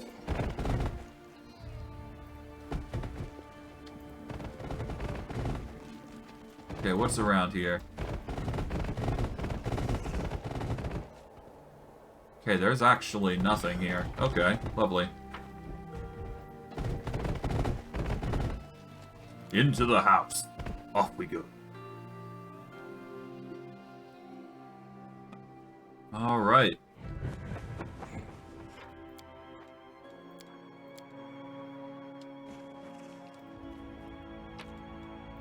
We find Magic Essence. We find the tag on the skull reads Specimen 899. Validia. Hadep. The tags on the skulls are so ancient, the inscription on them are totally illegible. The tag on the skull reads Specimen 820. Gerard O'D.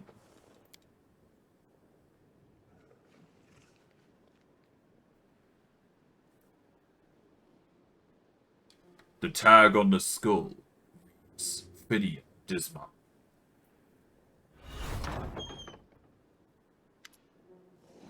Would you look at that? A failed specimen returns to its maker. Place him on the workbench, Commander. I'll examine him and see what can be done with him. No. This is impossible. It has to be a mistake. Is this a joke? A prank? You put a tag with my name on some skull and... Yeah, that's a good one. He bursts into mad, desperate laughter. This is exactly why I only leave their mind on a level that's sufficient for carrying out their orders, to avoid shameful hysterics. There is no pranks, 367. That's a skull is an anchor that stops your soul from departing from Galarian. You've long been dead, remember? Finnean's cackling turns into strained howls.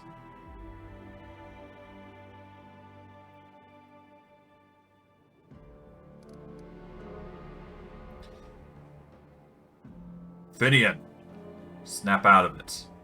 Weapon or not, you're still you. Yes, I remember now. He wanted to create a weapon that could change to fit the owner's needs. A sentient one that he needs a phantom blade, and I was the one. Bravo, you remembered. But you're not quite as flawed as I thought. So what will it be, Commander? Will you give it to me, or must I take it by force? I want to ask a few questions first. Ask, but keep in mind I'm a busy man. All these skulls on the shelves are failed specimens? I wouldn't keep failed trash around. All these skulls are tied to sentient blades that still serve their masters, as far as I know.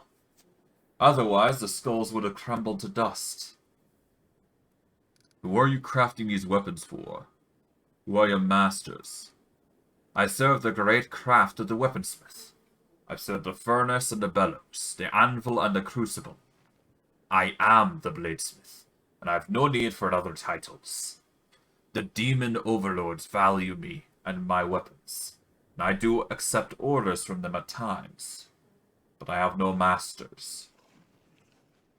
I found Finnean Canabras. Did you misplace him, or discard him? I sent him with me apprentices for field testing.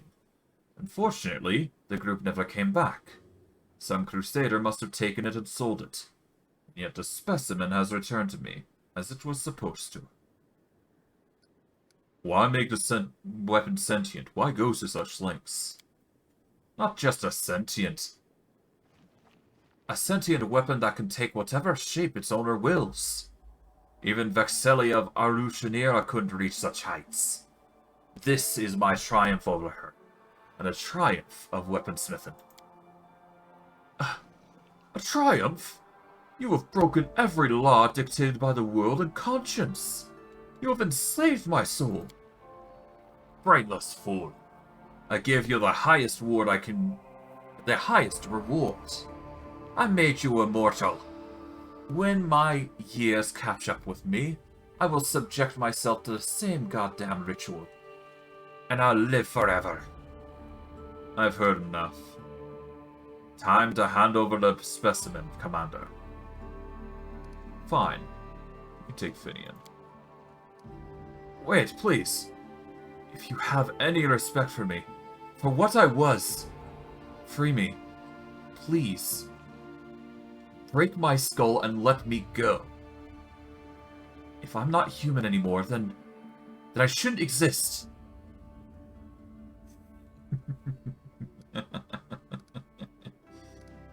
I won't let you go, but I will improve you.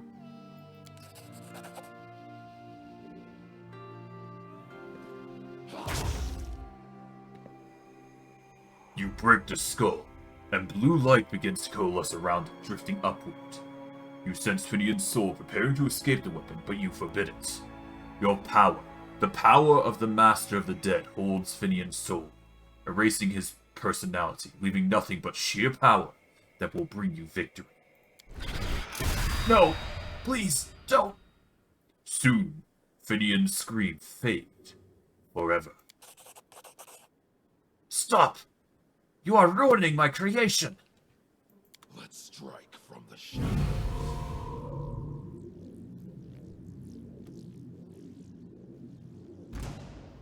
A creation that I have deemed my own. Of course, we do lose... Well, we do get Finnean, but he's now specifically a trident of brilliant energy. This weapon was once the seat of Finnean's soul. Now that the soul of the Sikorian Pathfinder has left the weapon, it has fallen silent. Forever. Finnean can still transform into many other forms, but he is now a brilliant energy weapon. So unfortunately, Merman cannot use him in the purposes originally provided. However, a brilliant energy trident is not a bad thing to have. Just poor Finnean's gonna be Yeah. Not the best results. Oh.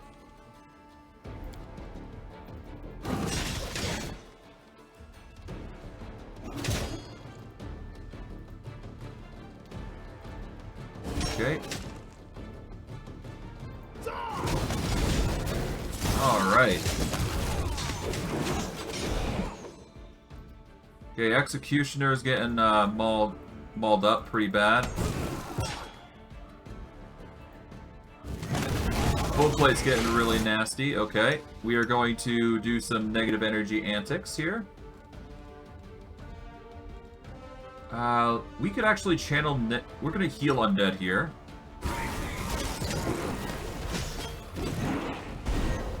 Gonna need to do that at least.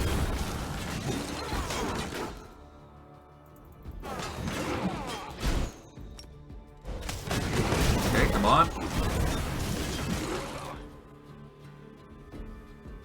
Okay, why is nothing happening? You know what? There's an easier solution to this problem. What am I doing? There we go. That should help.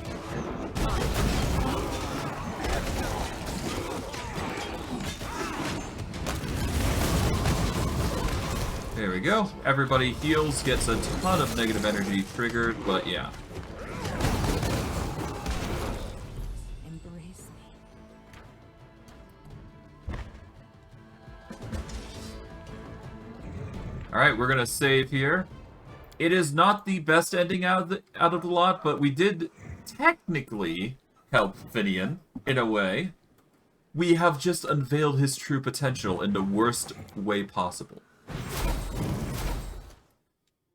The Bladesmith has put his anvil under a spell of the Abjuration School, though so that touching it grants the person protection from the heat. Something that can often be experienced with this forge. Alright, we get some enchanted gear here. Otherwise, bunch of stuff of assorted goods and spices and items, really. All of it's tier +5 weapons, but yeah, I digress. As a result, though, we did suffer some issues here and there, but nothing too crazy. It happens. Alright, but yeah. We do get ourselves a Grandmaster Rod. This rod grants the wielder the ability to make up to 3 spells they cast per day infused with the primal magical essence. Those spells are maximized and empowered as though using maximize spell and empower spell feats, and ignore spell resistance and magic immunity of the target. I don't think I need to say, but that's a very powerful, potent ability. We get some nice little unique stuff here, but other than that, that is just it. Finnean is unfortunately now bound to his blade forever, not as a normal weapon, but a weapon meant to kill. A weapon that will no longer speak. This is, of course, the bad ending for Finnean, unfortunately, but that's just how cookie crumbles, right? But that's to be expected given the circumstances, so just don't be surprised that I'm doing this. This is the Lich way, after all. Just using everything to your advantage. Using it without a shred of morality. But I digress. That's just how it goes. Because these are closed portals, we cannot access them. But we will address the other things that are around here.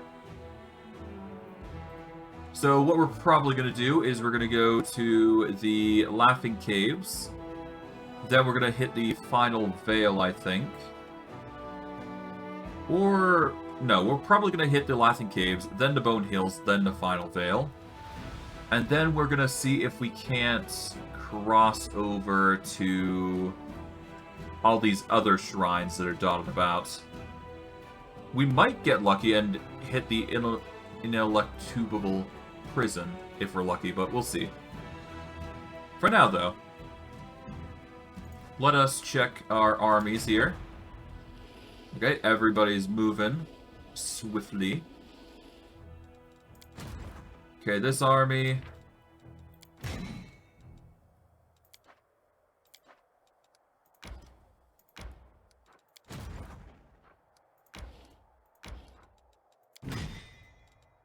Okay.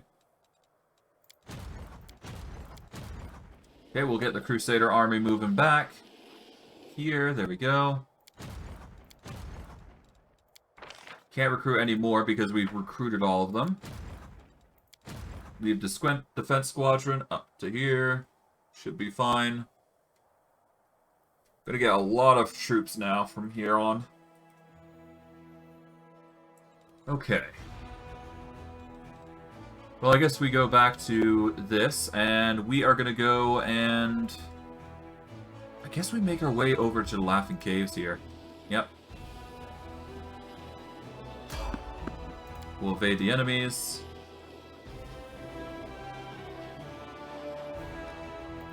Okay, army-wise, let's see. Advanced Squadron's gonna move. We are going to save, but before that, we're going to move the troops into a better position.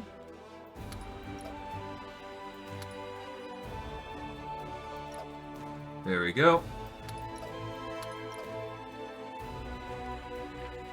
We shall save here. And off we go.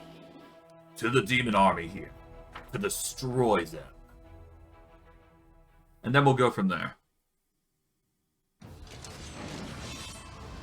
Alright, so we've got witches. Okay, we're gonna go forward here.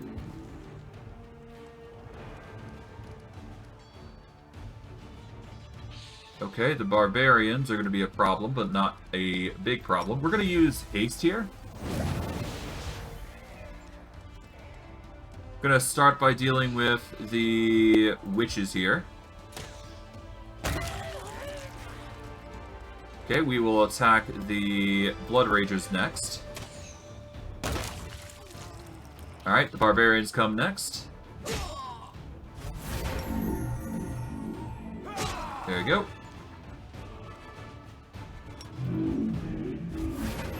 Alright, we attack here.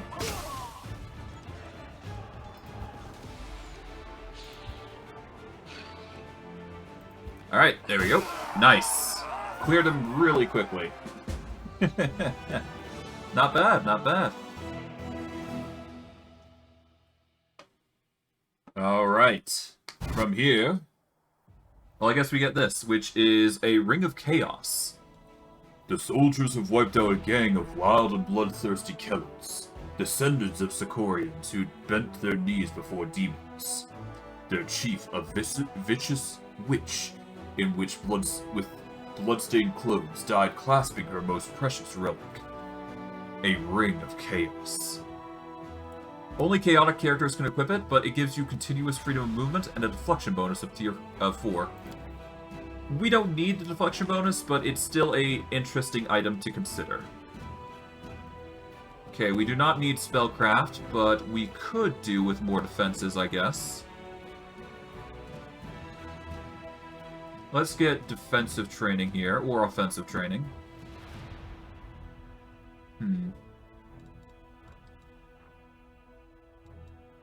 Let's go with defensive training, why not? Or we could go with extensive infirmary. No, let's go...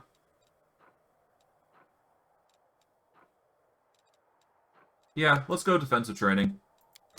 We got hospitals that can handle the majority of the problems that we've got here, so yeah. Alright. Off we go here. It's at this point that we should only need our defensive squadrons to move up. Well, this defensive squadron is going to stay. This one is actually going to start making a move towards the Castle of Desires now, at this point. I'm confident I do not need to move any further than that. Defensive squadron here is fine. We are, of course, going to need to reassemble the armies, but that's just a given. The fate of the Face Stealer Mask has been set. The development of Art of War has been commissioned. And let's see. We're either going to make a belt or a mask of the face stealer. Let me quickly check the face stealer to determine what I go with.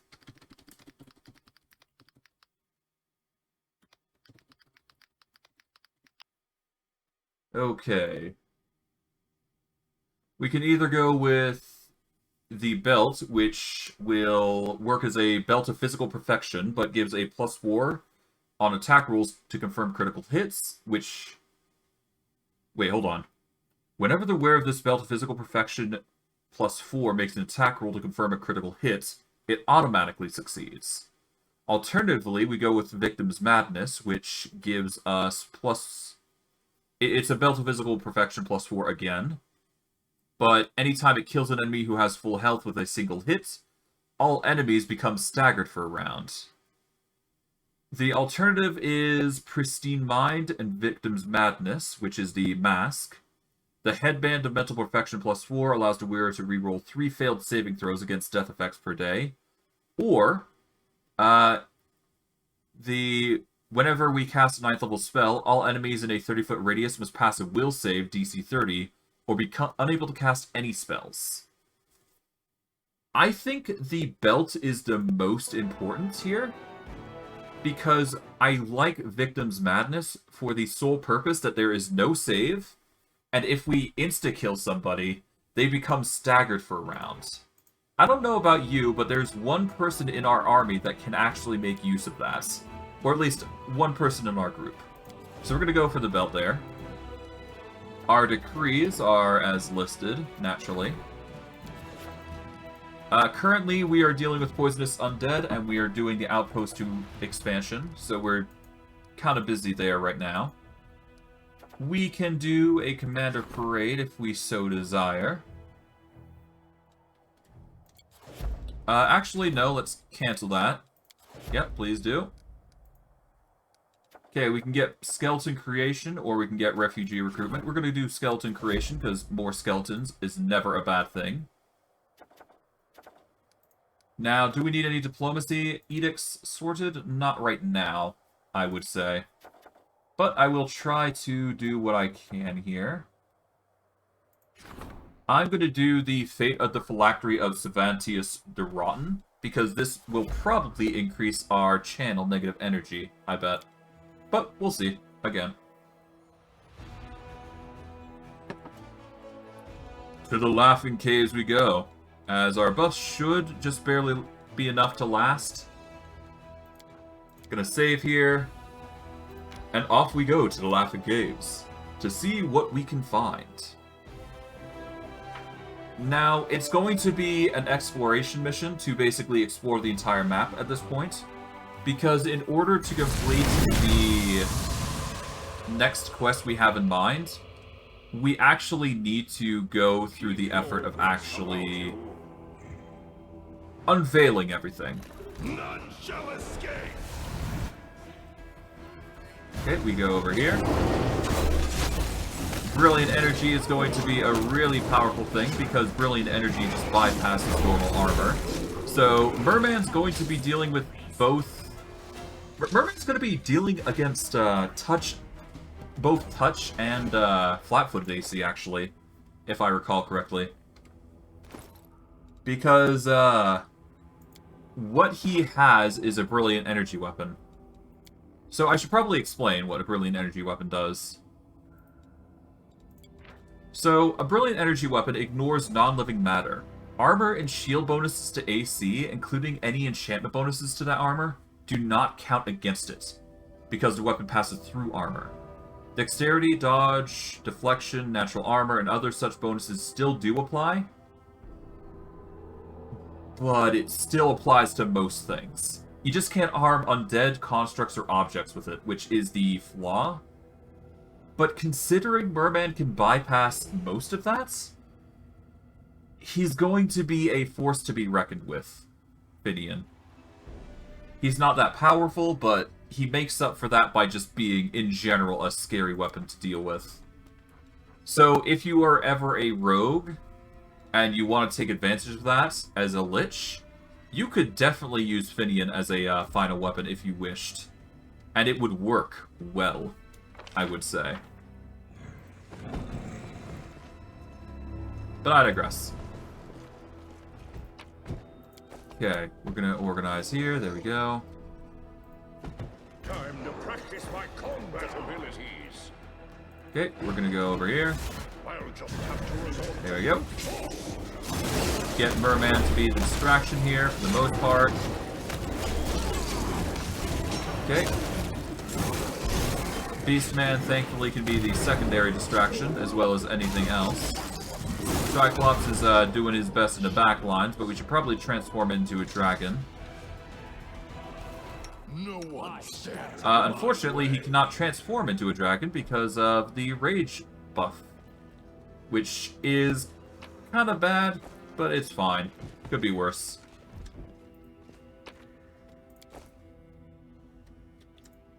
Okay, from here, we move on. Send Merman in. The Mythic Merilith is trying to, quote-unquote, make us serve, but to no avail. Yep, no luck for her.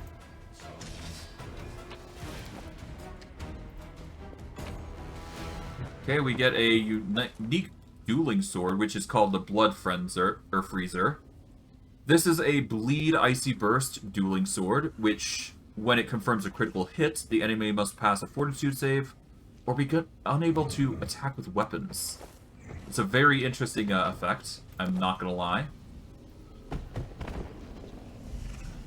And we've got a portal that actually leads into somewhere new. So I guess we're gonna go in through there. Why not? Oh, it seems battle has come. You are dust beneath my feet. Okay, we're just gonna shift your attention over. Okay, we are going to get Skeletor to cast a big ol' damage buff there. Okay. Bada boom. Negative energy in mass. Let's hear you. Okay. Oh right, I guess I never did activate this little side buff, did I? Okay, we are currently using Withering Life Physical. Burn, slice, behead. Forward. Okay.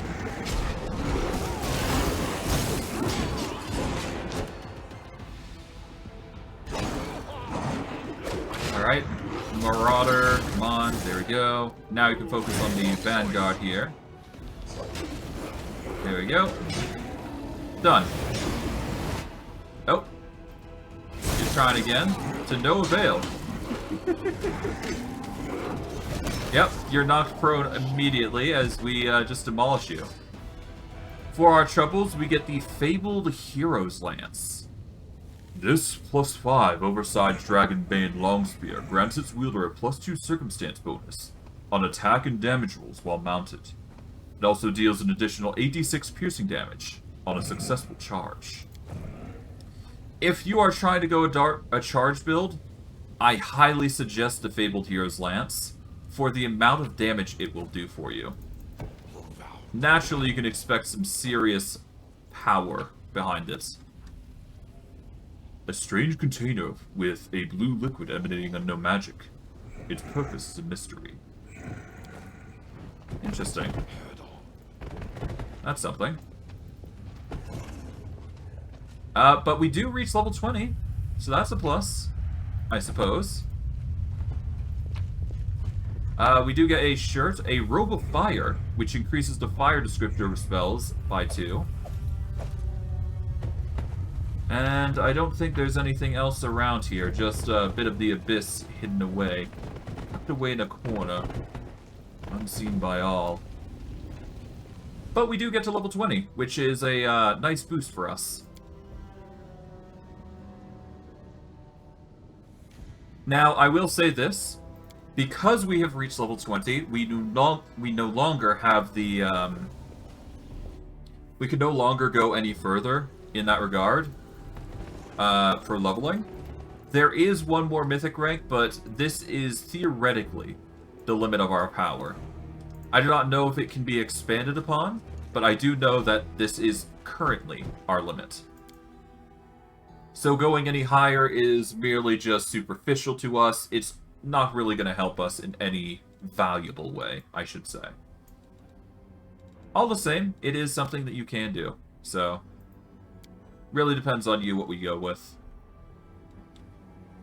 Alright. But other than that, let's see what we get if we go... Okay, Lore Master level 2 would give us half the level to all lore and knowledge skill checks, so that's basically a +1 to all lores. Not really the best. Alchemist Vivisectionist, though, will give us a sneak attack boost. So we can either go with a sneak attack boost, or we can go with something else. Master of All Rogue could get... Okay, so Master of All Rogue gets evasion and a rogue talent. I could see going a rogue talent here. Okay, well, I don't see any other stat boosts that I can really think of. Yeah, we don't want to go into Constitution, so we're just going to boost up Charisma by 1. Bugger it. Okay, we will boost Knowledge World here. Boosting those to 20. And there we go. Rogue Talent. Right. That is something that we can do, huh?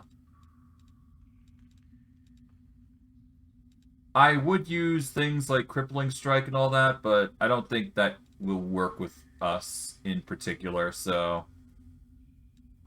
what would we get if we were to go Rogue Talent, huh? The most I can think of is a combat trick, or getting an increased perception. I don't really see anything that would really help us.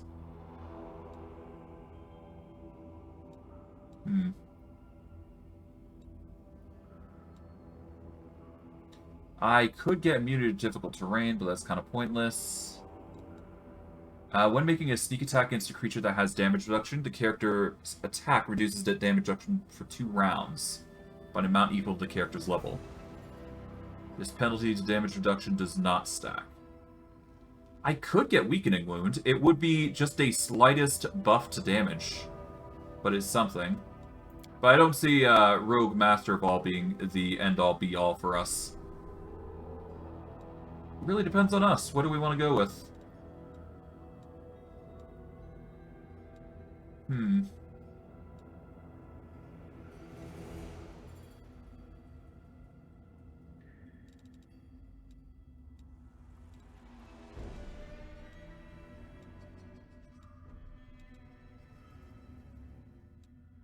I don't know.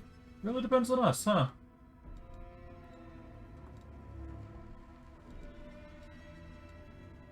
It's either I go the Rogue Talent, or I bite the bullet and I just go Vivisectionist again and get the tier 3, because if I go Vivisectionist, I'm getting an additional d6 of sneak attack, which is a boon all the same. So that way we'd have a 5, this would be treated as a 7. So I'd have a 7d6 sneak attack if I were to go Vivisectionist. Alternatively, I go the 66 and I still get like an 11d6 on sneak attack because of a single spell. So it's not like I'm going to be in a bad position all the same. Because I'm going to sneak attack for a lot. I'm just not going to sneak attack as deadly as our Trapjaw.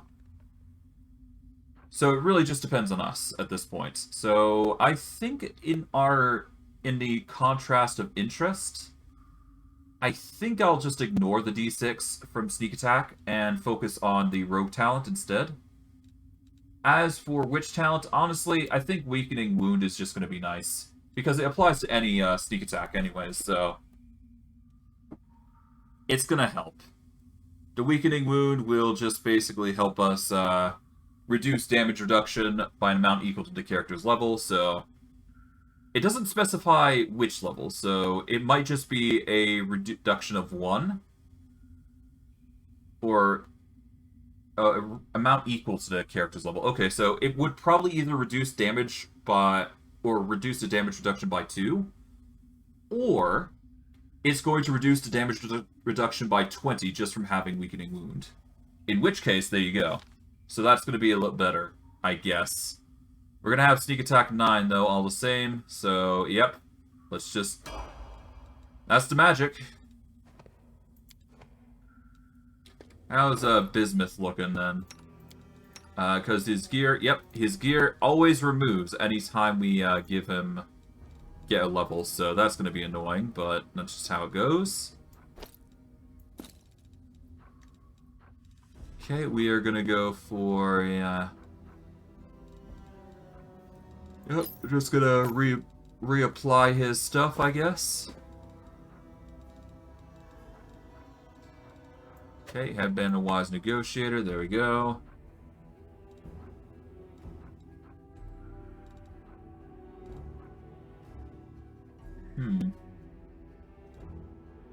And bracers, we've already decided on what those were. They were the scholar things. Gloves, we could go oppressor gloves.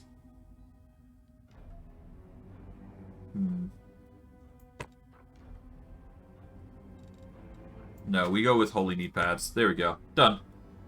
Alright. Now we gotta level up everybody else, because this is just experience that we can use. We can go Tower Shield Specialist here and get level 3, so that way we can get the armor training, which is kind of the key that we wanted to focus on. Okay, we're gonna get a Wisdom of 20 here, because why not?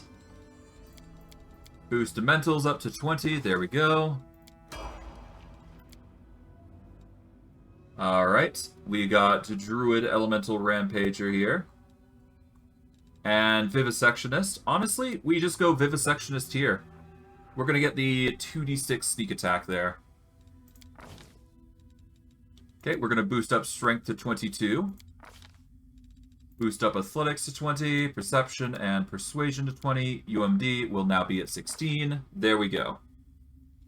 As for our ability, we're just going to get Reduced Person, even though we don't use it. Done.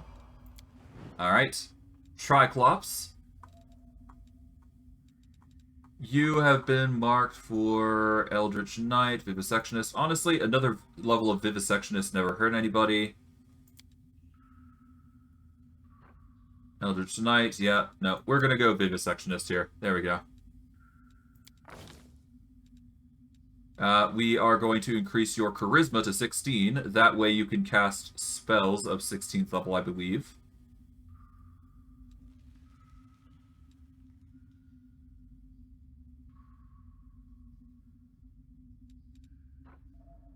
I think that's the case anyways. Yeah. Boost those. And we got one more point. We are going to put that into, I guess, Perception. Why not? Alright, Reduced Person. Done. Alright, level 20 Rowdy Rogue. There has been no deviation from this path. We are going to boost up Strength here. Boost up his usual choices. There we go. Now we get the final Rogue talent, and we got Master Strike.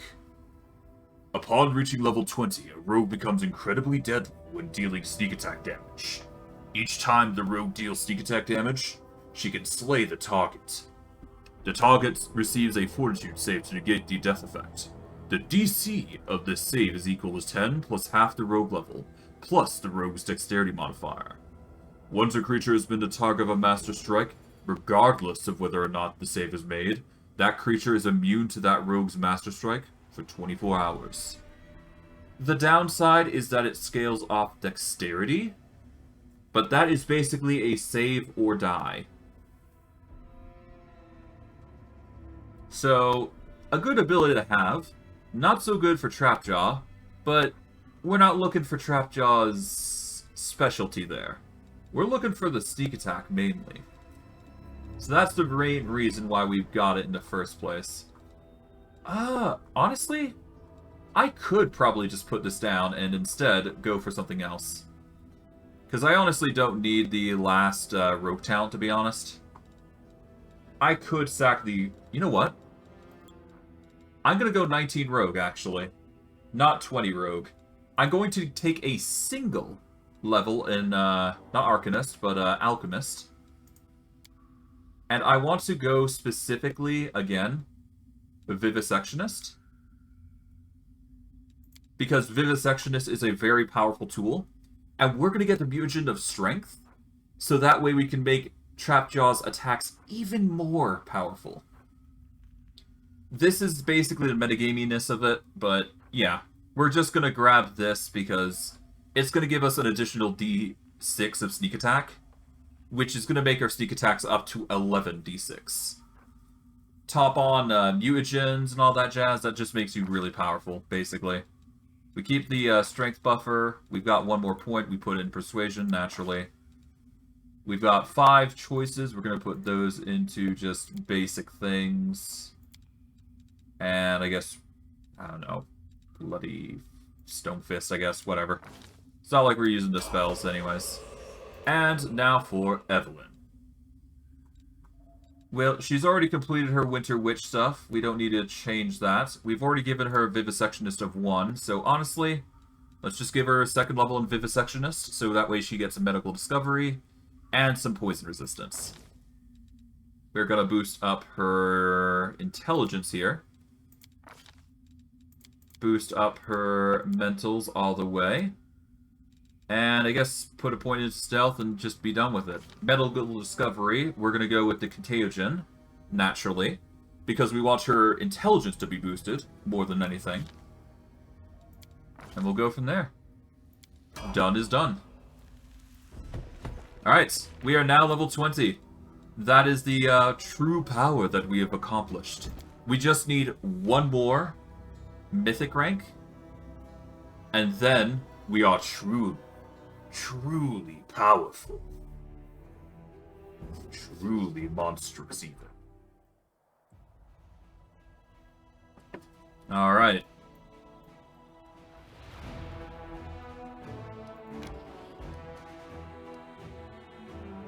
We are going to go down here. We can't actually do anything there. Okay, never mind. Skeletor is naturally immune to fatigue and exhaustion because undead. So, yeah. Okay, everybody's a little fatigued, but we're going to, before we do this, we're just going to check out what's going on. The mysterious poison has seeped into the flesh of the undead warriors, and all undead gain the poison strike from it. Nice. So that's going to make enemies much weaker when we fight them. But I digress. We are going to develop the Art of War here.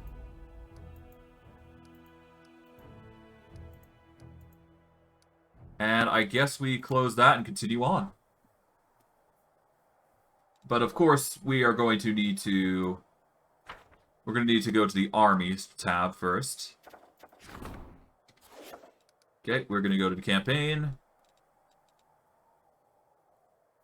We're going to continue the defensive squadron on their path to getting into the fortification here. Okay, that is their setup done. Defensive squadron remains there. We're going to go to the advanced squadron now. And we're going to have them start attacking. Gonna save here. And off we go to advance. For violence. As we do. Because, well, obviously. Oh! You managed to get that far, huh? Nice. Okay, we are going to immediately siphon time to make their lives immediate hell.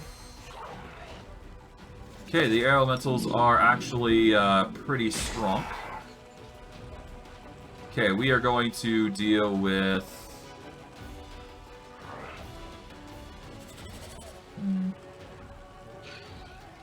The giant flies have the most energy, but the air elementals have gotta go, I think. They're the most concerning right now.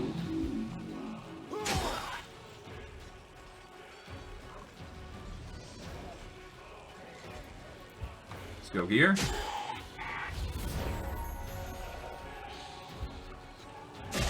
There we go.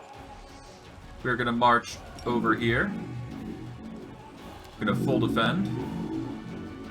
We are gonna have the skeletons attack here. And we're gonna have them attack the Olandru. Alright, there we go. Zombies are gonna go over here. Whack these guys. Get another hit off. Bop. Okay, the flies are gonna try their best to do something here. But, I'm gonna stun these guys. There we go. They stand no chance now. Alright, the skeletons are going to get rid of the giant flies here. Pop. Okay, we are gonna march over to here. Okay, the knights are gonna go over here. We go over to here. There we go. Skeletons are going to go deal with them there specifically. Then they are going to... Oh. What? Okay, I guess the flies, stops. What?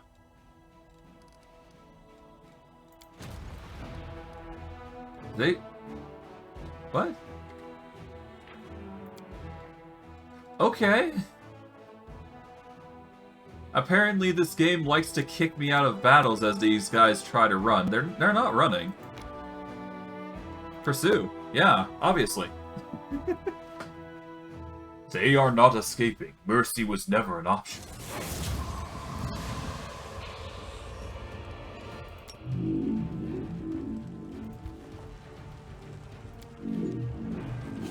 Okay, there we go. Pop.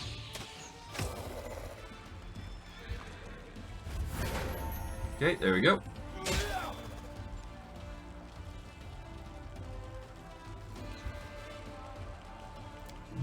Okay. There we go, and done. That took a bit, but whatever. We did it in the end, I guess.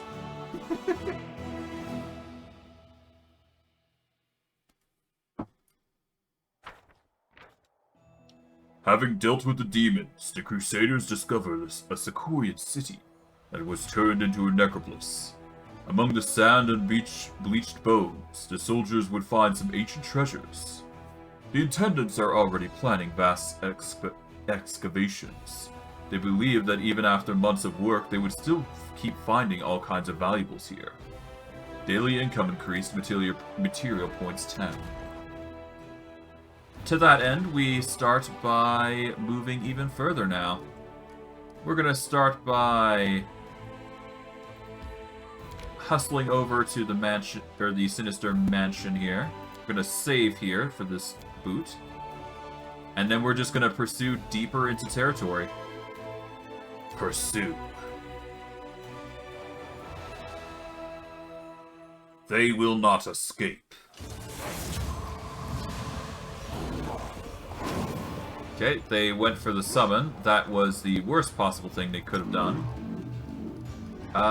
We are going to stun these two. There we go.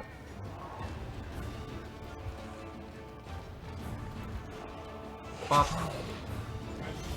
Okay, you're going to try and teleport, deal damage there. Unfortunately, the Baylor's going to go down, naturally. We are also going to take out the fire elementals on this side. So that way we can focus on this side. We shall bubble up. Get the attack there. We are going to make a move over to here, so that way the boys here get a chance to attack. Okay, we attack the fire elementals here. There we go. Done. Don't even need to deal with the Marilith. There we go. Victory. Naturally.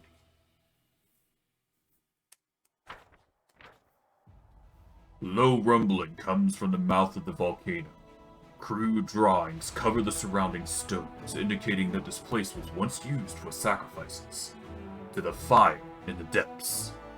These drawings are much older than Socorus, but powerful demons managed to subjugate both the energy of this place and its keeper spirits. Alright. Fan Squadron keeps going until it can no longer. We should be able to at least get to this crossroad here and deal with this guy. But we'll see. Nope, we are pursuing you to the ends of the earth. Violence will not stop until everything is dead, naturally. Okay. To that end, we need to decide if we're going to make ourselves faster or just beef ourselves up. I think we just make ourselves faster here. Why not? It's the one thing that we have going for us right now. Okay, we are going to go and deal with the... Okay, so the Babaus are a summon. The Incubi are going to be a problem because I think they can Scorching Ray. No, they can Crushing Despair. How about the Galu? The Galu have an aura of blood, and they'll deal damage every turn. We should probably deal with the Galu first. Start with you. Okay, we then deal with the Incubi. Alright. This barrier up. We ignore the Vow because we want to deal with the ones that aren't summons. Okay. Done. That was easy. Haste makes waste. Well, haste does not make waste, I mean. But hey, victory. Another one to add to the pile That we've been doing just immediately. The demon pack was defeated. Its leader, huge, disgustingly fat and covered with accessories from head to toe, fought fiercely till the end, protecting his riches. After Crusaders take all the trinkets off the demon's corpse and toss them into a pile, they can't help but wonder how he would even move when burdened with so much gold. Resources found, finance points 12,000.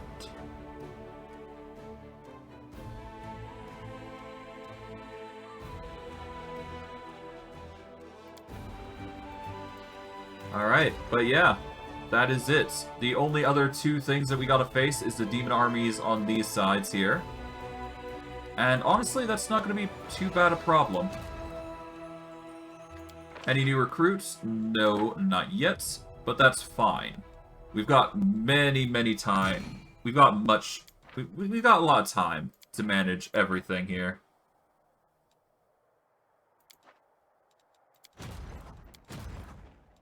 Okay, we are going to merge you with one of the groups. Namely your group here. There we go. And there we go.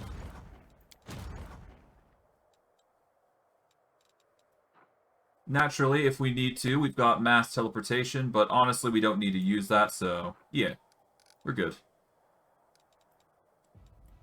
Alright. But yeah, no, everything is mostly claimed. There is only one other thing left, and that would be here. And yeah. From there, it's just violence at that point, I think. Yeah.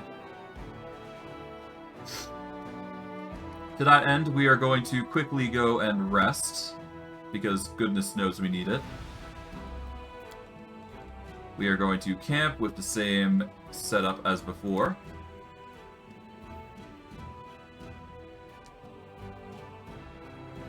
Alright.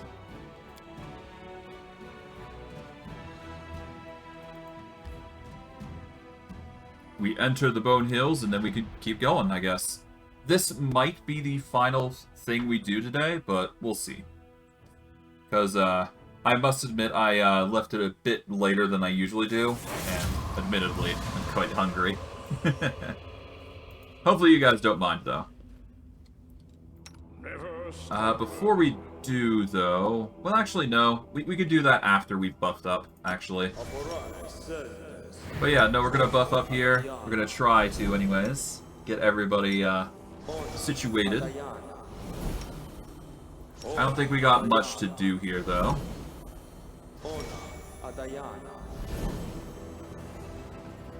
Okay.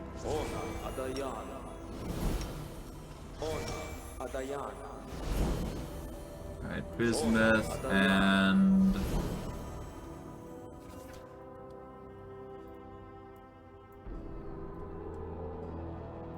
I lead, you follow. Okay, there we go. Just organize up a little bit. Does anyone require my counsel? And... there we go. Alright, skeletal execution is there. There we go. Cool.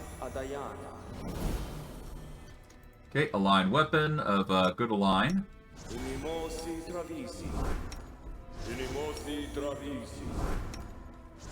3, 4, bismuth, and executioner. Okay.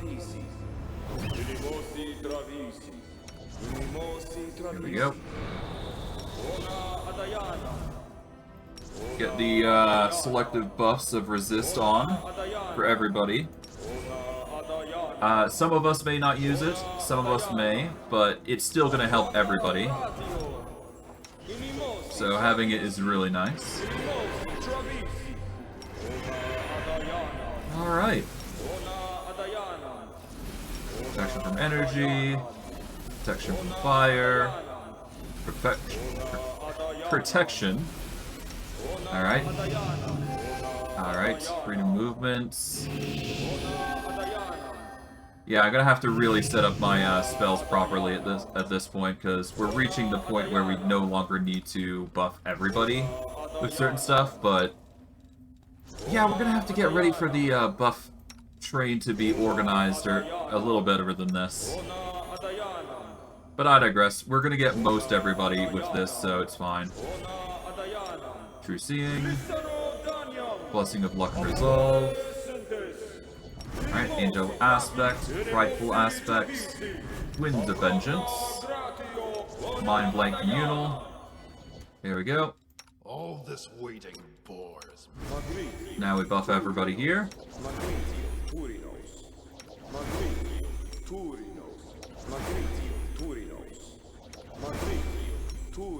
Okay.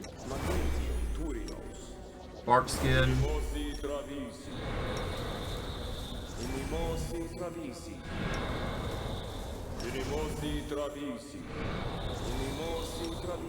Okay, there we go.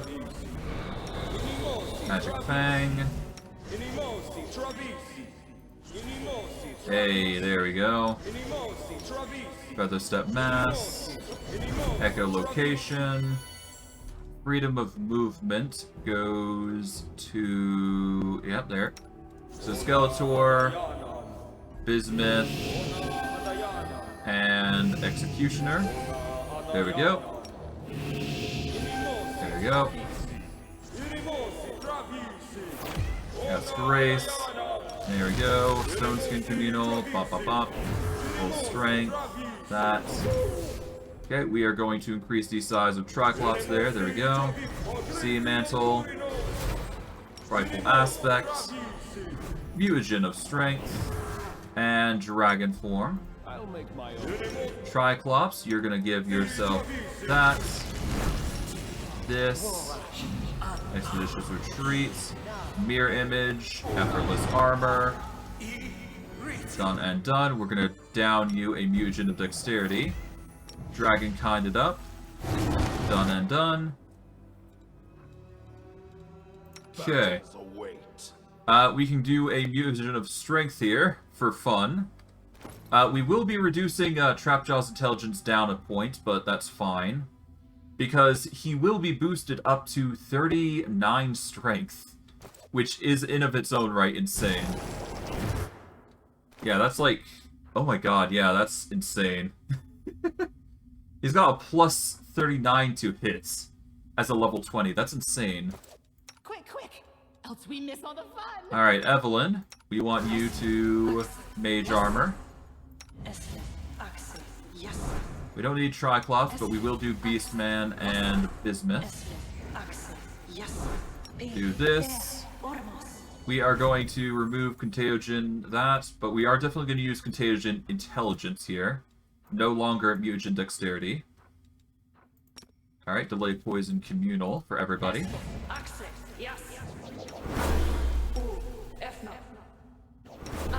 Okay.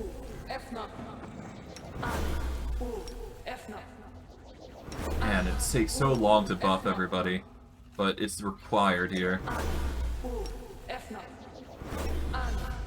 Okay, and when we give this to Bismuth here, there we go.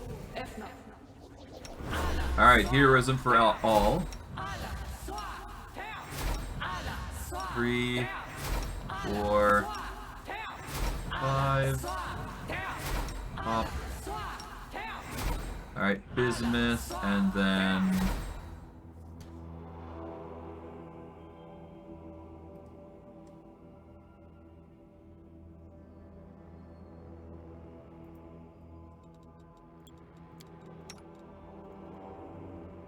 There we go. The road calls me. I'll take the bait. Okay, now the Skeleton Executioner, there we go. Alright, Ice Body. Foresight. Alright, Heroic Invocation if we ever need it. And then we can just down the Contagion of Intelligence. There we go. No one stands in my way.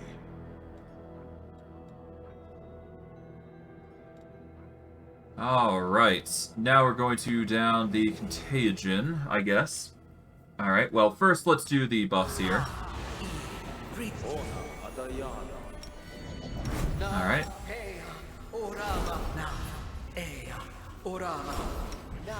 3, 4,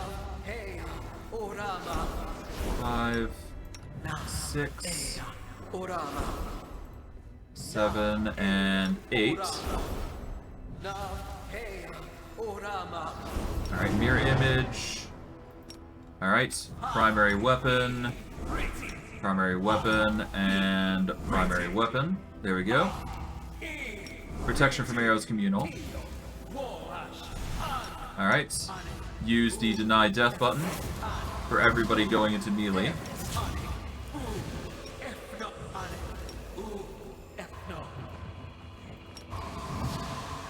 Okay, and Bismuth is the last one. Thought Sense, Bone Shield, False Grace, Blessing of Unlife for everybody.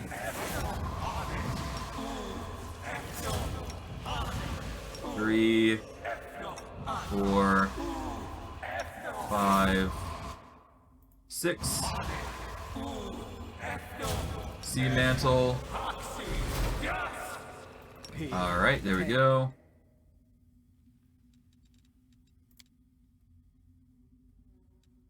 Oh, right, Iron Body. I never actually used this, didn't I?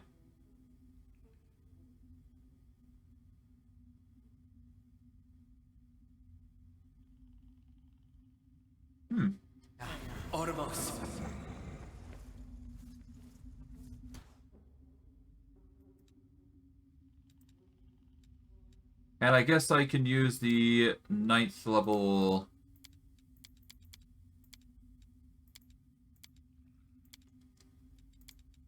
Yeah, I guess I used the 9th level spell. Let's see. 9th level, where is it? We can use Fiery Body here.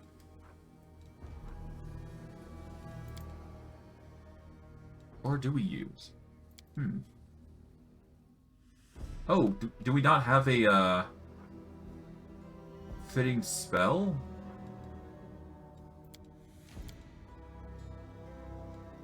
Well, Iron Body gives us some serious DR. What does it do? We take a -6 to dexterity, which is not good. So we're not going to do Iron Body, though. We can do... what? We might be able to get away with Fiery Body, if we're lucky.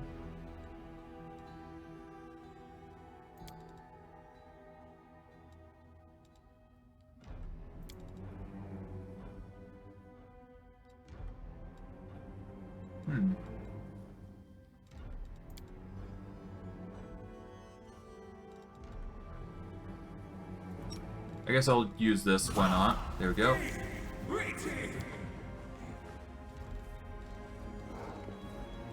There we go. Use Sense Vitals. So that way we get a nice juicy sneak attack. Alright, do this. We don't need displacement on everybody, but we do need it on Merman specifically. We are not going to be using Rage today, I think. We're just going to focus on displacement. We're going to give everybody greater invisibility here because, well, the less people see of other people, the better they focus on Merman more than anything. So that is going to be our focus there.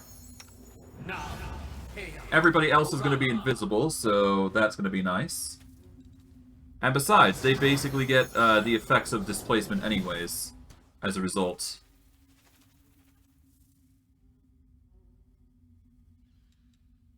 Okay, Evelyn is the same here. So Evelyn gets greater invisibility, I get greater invisibility, or Skeletor specifically, I should say. We're going to give it to Bismuth as well here. And the same for the Skeletal Executioner. Okay, Business is now invisible, and now the Skeletal Executioner. We're then going to use Eyes of Badak, and then we'll follow up with Firebrand. Alright, Eyes of the Badak, Firebrand, and then we're good to go. Of course, we're going to heal everybody, though, but yeah, that's a given.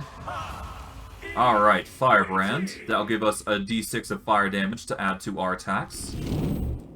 And now, start healing everybody as we get ready, because we're going to do a lot of damage, I suspect.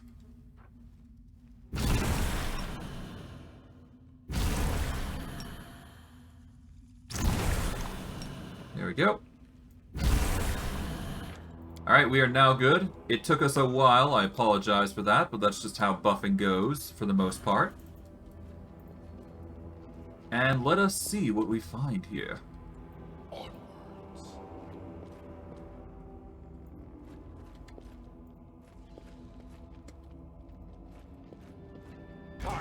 Oh, hello. That is too good for you. Your corpse will serve me. Oh, hello. Everybody in aggression mode, huh? Okay. Good thing I'm invisible.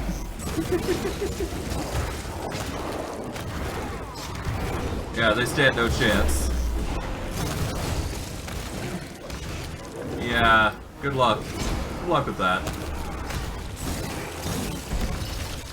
You underestimate who you fight.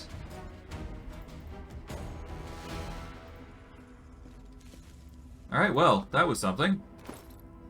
Did we suffer any negative levels? I don't think we did. Nope. Bismuth's fine, Skeletor's, or, no, not Skeletor, Skeletal Executioner's fine.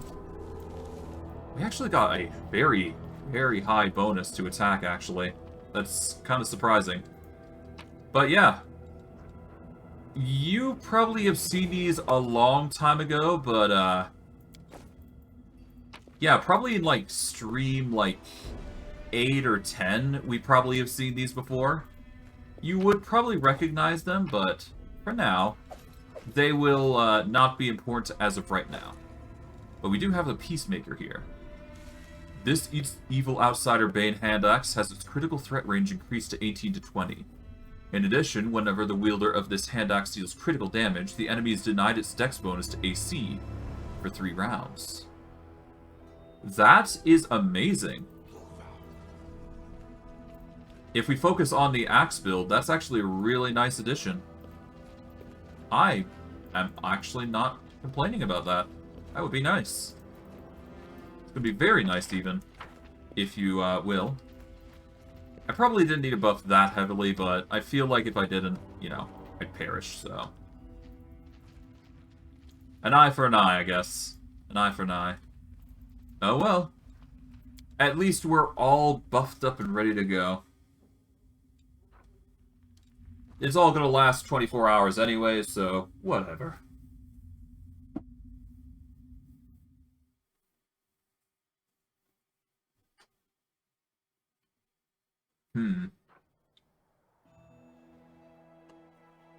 Okay, from here, we are going to go to the final veil, the next quest, or the next target. And we make our way over to deal with it. Alright, before we go to the final veil, we are going to go to the Crusade to manage it, naturally, as it does. Or as we do, rather. We have upgraded an outpost to a bastion because of it. Skeleton creation. The withered bones of the dead have arisen from their graves. And development of art and war has happened. During the exploration of the catacombs under the ancient temple, soldiers have come upon a heavily wounded dragon. Someone has been putting the poor creature through agonizing torture for years, driving it mad. The officers are uncertain to what to do with the creature. Alright, we can either get leadership, we can get some energy points, we can send healers for the dragon, or we could subdue the dragon and set it on the enemy by any means. If we do, we get a fallen dragon for the purposes of this, which is a 465 HP powerhouse. It's got immunity to acid, it's got sleep paralysis and prone conditions that are immune to, it's got poison, but otherwise it's not that amazing for a unit. Honestly, I'm better off using the leadership. So, I am gonna beef up our leadership here, because I feel like the leadership is more beneficial to us in the long term, anyways. And it's not like we need any finance, so we're gonna end the dragon's suffering. The troops supported the commander's choice, relieved the dragon breathed its last. Yeah, we have no use for a dragon like that. We are definitely going to do a logistics reform, though. Let's see. We've got last forces. No, no. We got mutiny. No. Other...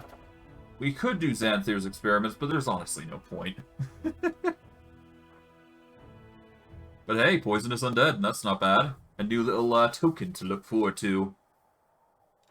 Alright. We go to the final veil. Let us enter this unique area.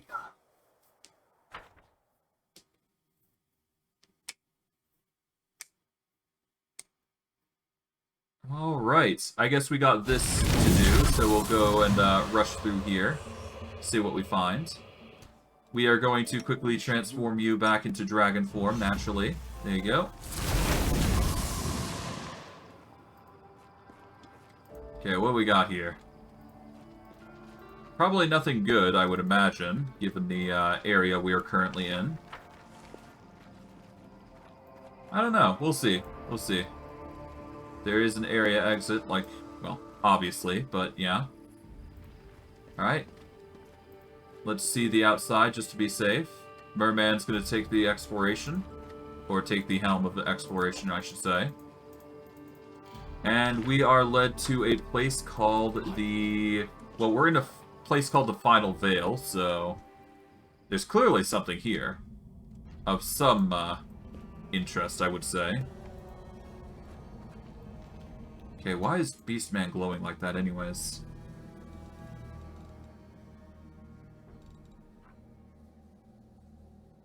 I have no idea, actually. I don't know. The point is that we're doing well, I'd say. Don't matter if he's blind or not. Oh, hello. So we have found the next area. To the Heart of Mystery. Oh, hello. Okay, so I should probably explain. This is the, these are puzzles that we have to solve. They do give us hints that we need to handle, so we just need to put everything into place, basically.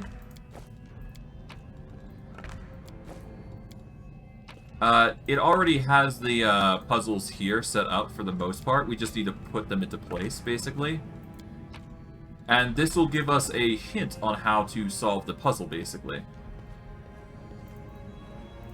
Now, going by the puzzle, naturally, you have to think about what you're doing, but it's very simple if you know what you're doing. So, in order for us to solve the puzzle, we basically have to organize the boxes into a very specific pattern, basically. So, from here, you basically can't repeat what you've already done here.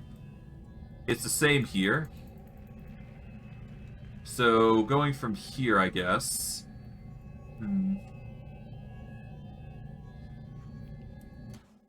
Alright, let me handle this. Hold on.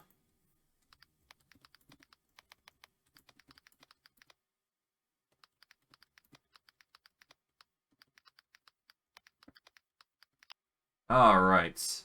Slab puzzle guide. Yes, I am looking up a guide for this, so just... yeah. Okay, so we've got a double 7 from the looks of it. So right here should be a double 7, I think. So it should be this. Yep. Bada bing, bada boom. To that end, we need another 7 facing over here. But we also need something of a square T.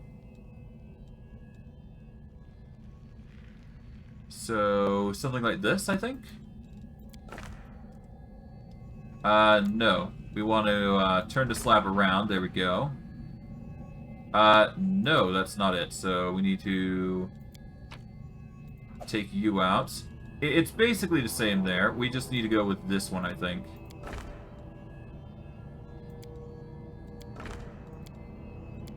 Is it?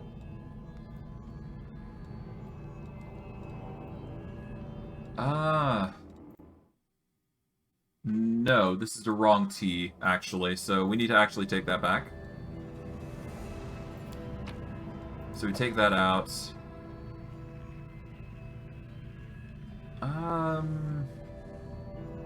It's one of these. Here we go. I think this... no, that's... is that it?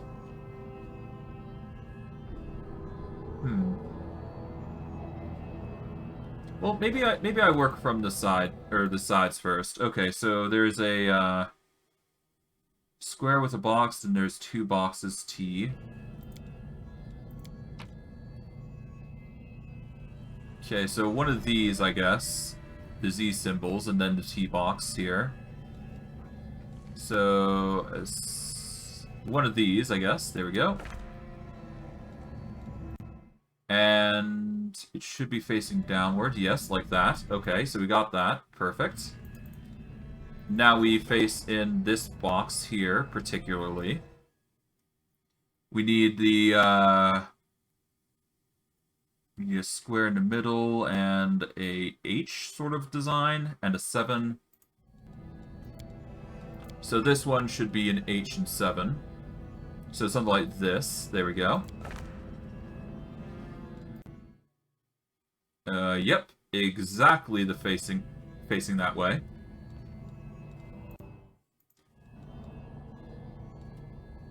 Okay, from here, we need the 7 and a T, I do believe. So we need to place a 7 and T.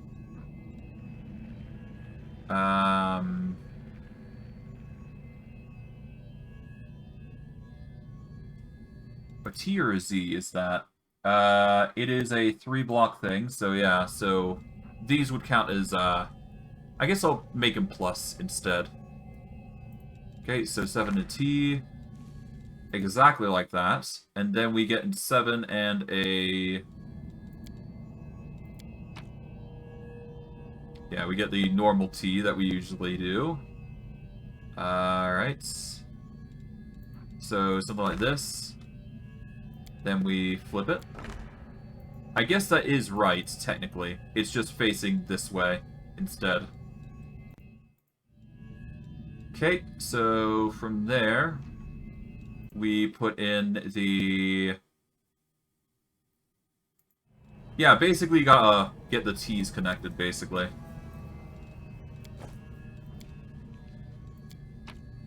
So we need... I guess... this? We just gotta flip it. There we go. Then we do a T and something else.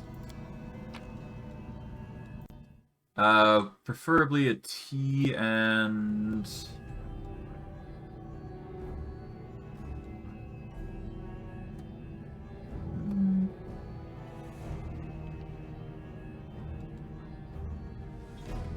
I think this?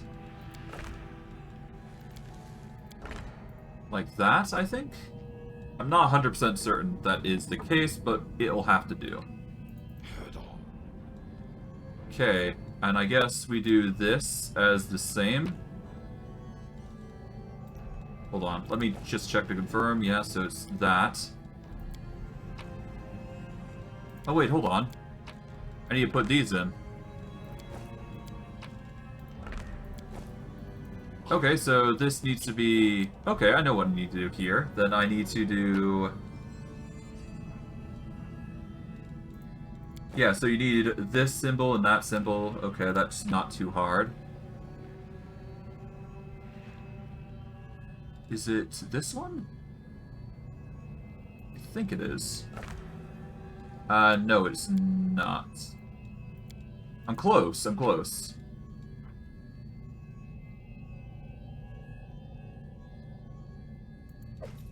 It is actually... I think it's this one? No, again... Well, it is, isn't it? It is. There we go. There we go.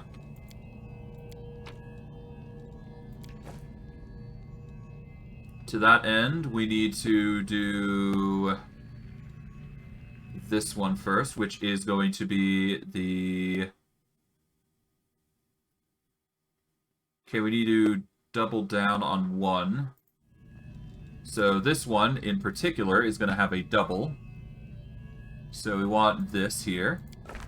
There we go.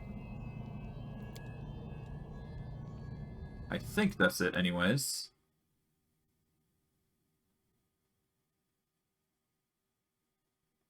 Then we do the same symbol, but 7.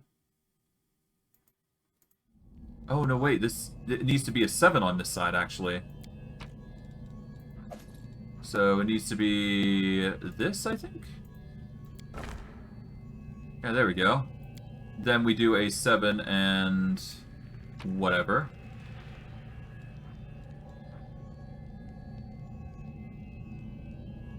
I think it's this.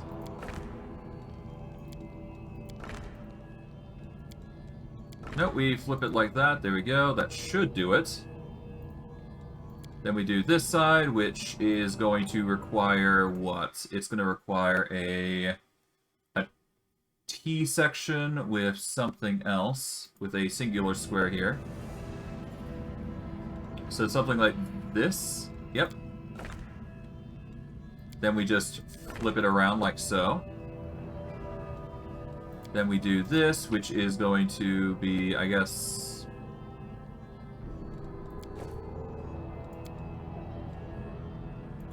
Alright, I know what... It needs to be this, I think. Like so. And then this is basically this. And we just got... We don't flip. I think I got it.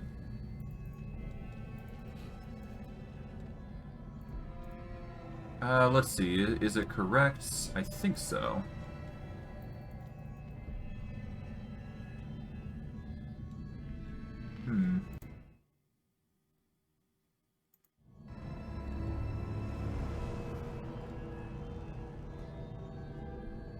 I might need to clip this. Hold on. Okay, no, I can open up wider here. Okay, so let's see.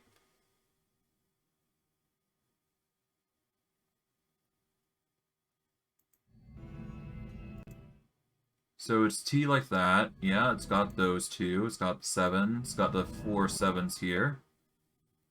Okay. It's got the 2 bits there. It's got... hold on. I've got a few of them mixed up, I think.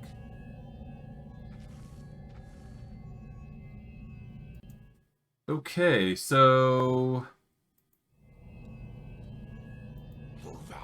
Okay, we got this one mixed up, so we're gonna take that off. Gonna take this off because it's also wrong. Okay. Then we got the Z sections. So this would be a Z section technically.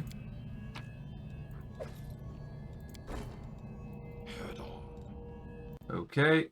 And I guess this is the wrong one, yeah. So this needs to be replaced.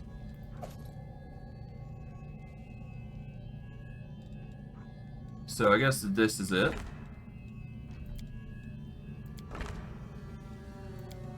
Nope, we take that off.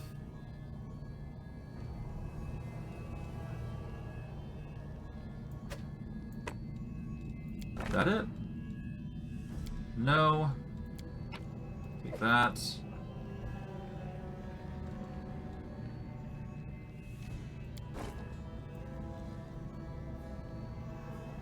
Oh, so wait, this is wrong. Okay, so... Yeah, no, we take this off.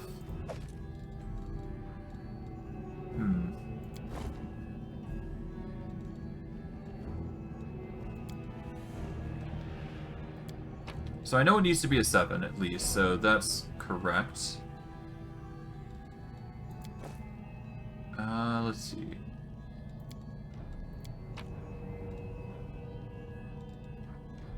Is this it? Okay, so it's like that. Okay, so then we get the 7 here. And then we do this. There we go. Okay, so that's that. Okay, perfect. I think that's how it goes anyways. Alright, so it should be a 777, or triple A, I guess. It would be pronounced, I guess. That's the same, that's that. Okay, so...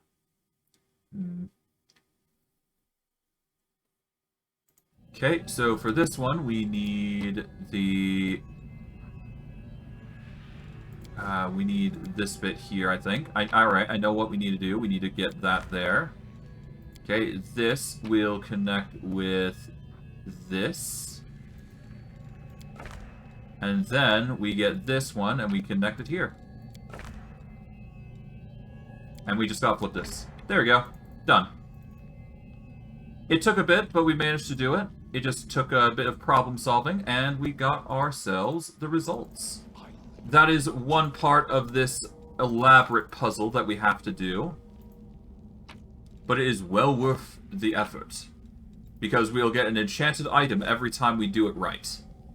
In return, we get ourselves a rushlight, a foul shard that is a +5 radiant nullifying weapon.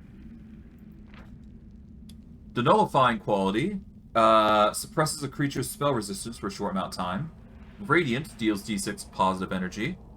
And when you use this to charge at an enemy, your character gains a spell resistance equal to 11 plus their level for 3 rounds. So, good if you want a weapon. Not so necessarily the best, but it is something you can do.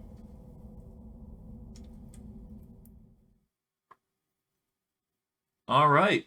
Well, that's not bad. We managed to do the puzzle, and we got to the Heart of Mystery, which is actually a place we can teleport to. And because we've completed that puzzle, we've actually unveiled one portion of the puzzle that we need to do to begin with. So that's a plus. That is one of the 4 puzzles that we needed to do. We now can go to the Legacy of the Ancients to see if we have the puzzle pieces for that. And we're going to try and do that puzzle as well, assuming we have the pieces needed for it. If we do not, that is perfectly fine. There is 2 other locations that we can check on before we are ready.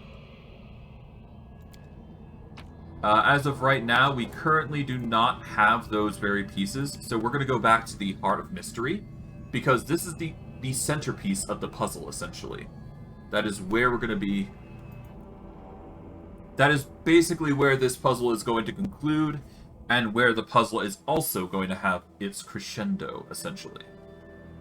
All the same, we're going to go through the heart, and we're going to see what else we can find around the area before we jump to anything, really. Okay, for now, though, we will go down here. And we will move out to try and find the puzzle pieces that we need. Because every piece is needed in order for us to complete the puzzle. The elusive. I guess I can call it an elusive Yu-Gi-Oh puzzle. Because it's basically that. You'll understand more about why I call it that specifically, but it's very self-explanatory. Like, excessively so. Okay, we can... Okay, we do have the choice of going to the core of the riddle, so we have that as an option. There's the Legacy of the Ancients, which we have already visited. The Final Veil is one such puzzle. We've unlocked another.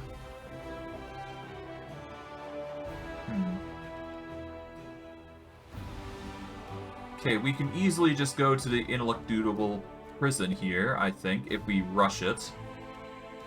How long is it going to take? It's going to take a day and 9 hours. I don't think we'll have the speed to actually get there, but it's worth a shot, I suppose. Well, hey, I mean, if we get there, we get there. If we don't, we don't. Okay.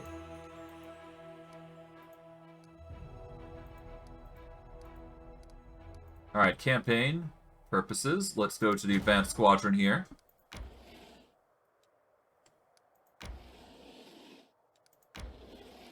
Alright. Nothing really too special there. Alright, we're gonna save here. Okay, so we've gone through the Heart of Mystery, the Legacy of the Ancients. So, yeah, no, what we have currently unlocked is...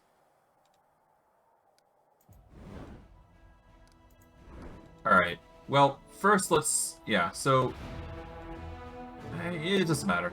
The point is that we've got puzzle pieces that we've got to complete, but anyways. We've got bigger fish to fry currently. Let's focus on this, and then we'll probably wrap it up. Something or other. I don't know. Okay, well, we can immediately go with Siphon Time here. Just make ourselves hasty. Okay, we are going to target the...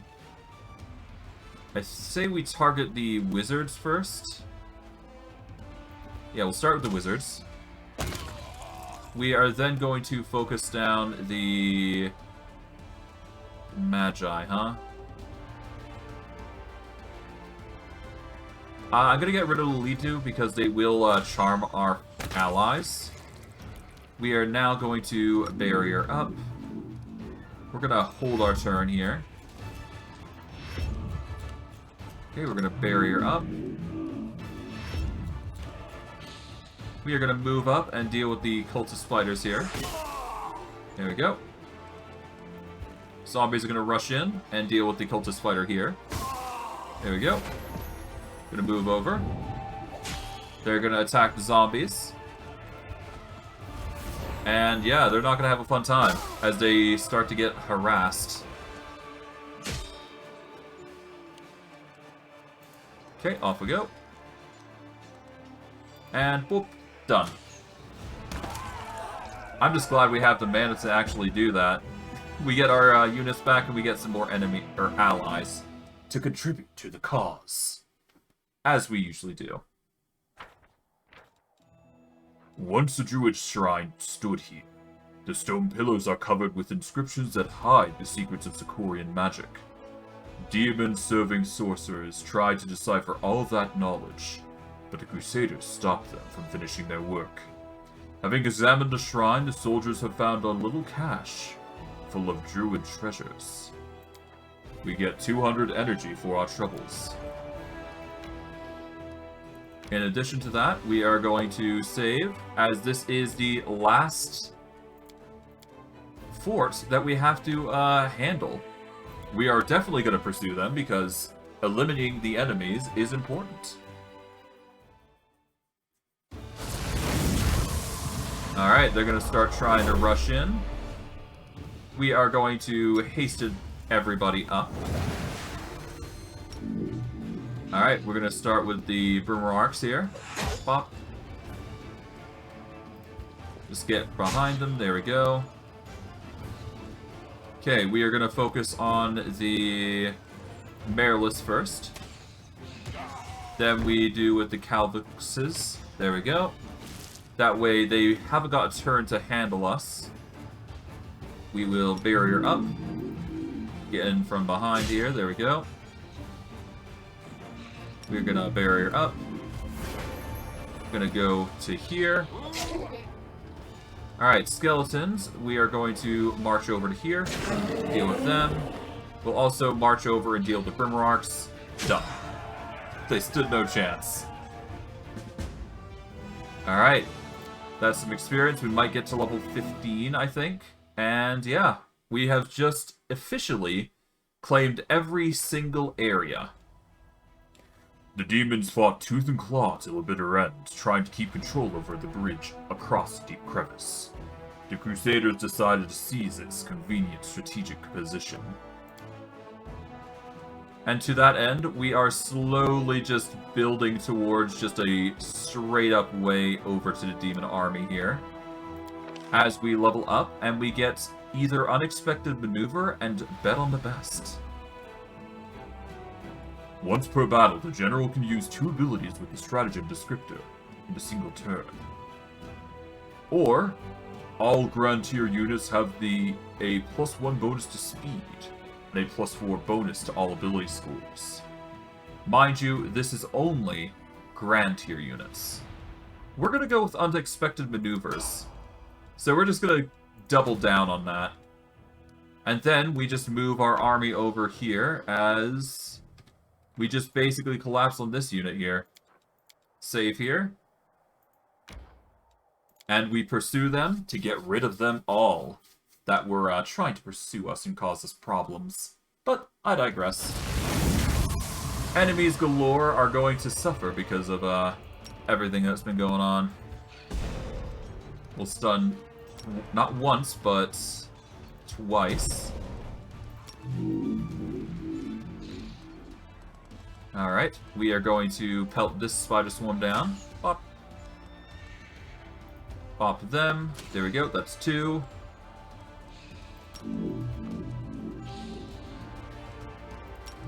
Alright, off we go.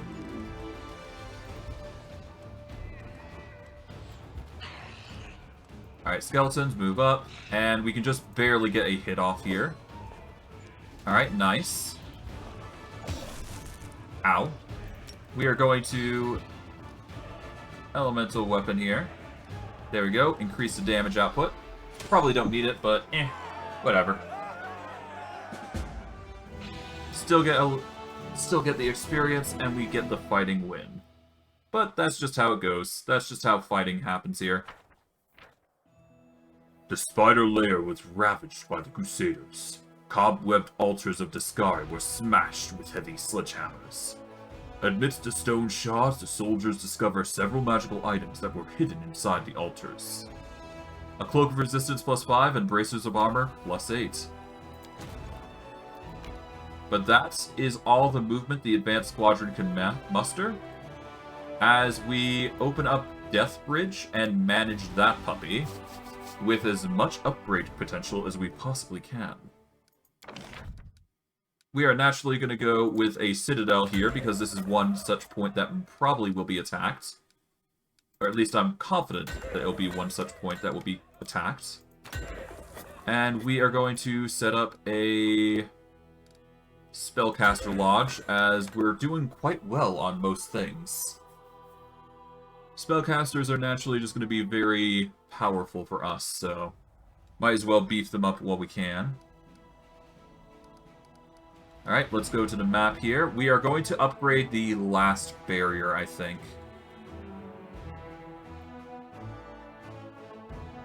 Yeah, let's upgrade the last barrier. We'll upgrade Tyrant's Keep next. And we're going to... Yeah, we're going to have two areas that are going to be upgraded, essentially.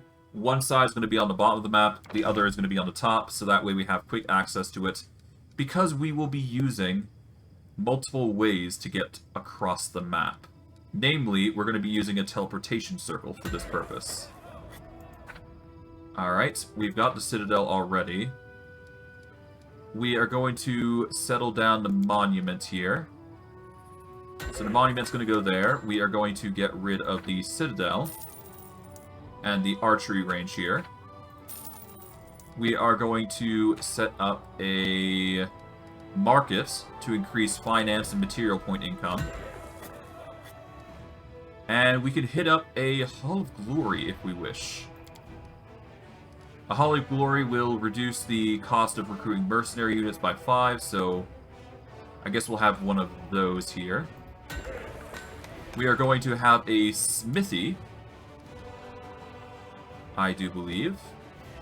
Or, no, let's go with the training grounds.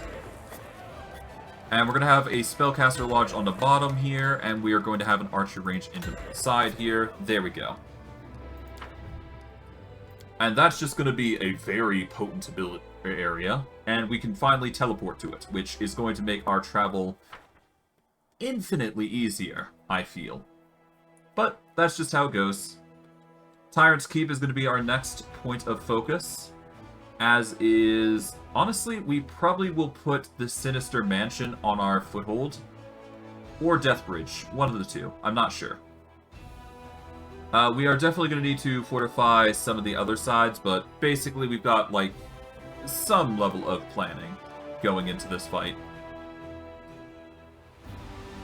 It's going to be very hard for them to get into the back lines now, though, so we shouldn't need to worry about that. It's really the sides that are the biggest issue now. But hey, we have claimed everything, effectively. We just have to deal with most of the other problems that are popping up here. Okay, but other than that, we've done the Heart of Mystery, we've unveiled some things here and there. I guess the only other thing I want to do right now is literally just go to the prison here. So to that end, if I can, I'd like to teleport over to a place closer to it if I can, which I don't think that's the luxury I've got. I guess I'll try to go over there, but if I fail, then I fail. Bugger it, we're going. To adventure.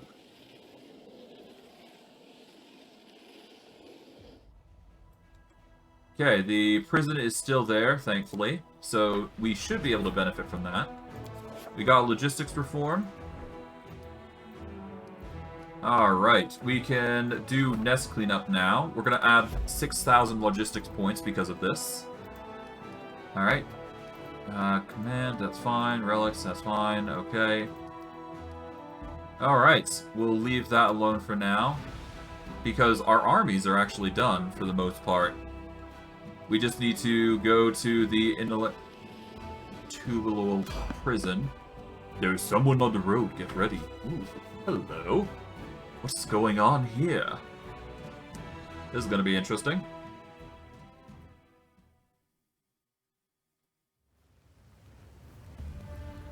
Alright.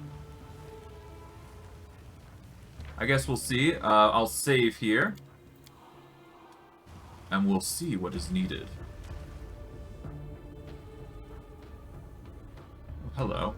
Lord Baphomet has sent me to bring him your head. You won't escape the Ivory Hunter. Your bones will join the myriad others. Sick. Oh. I see. Kraglanorms, hello. Okay. Pain.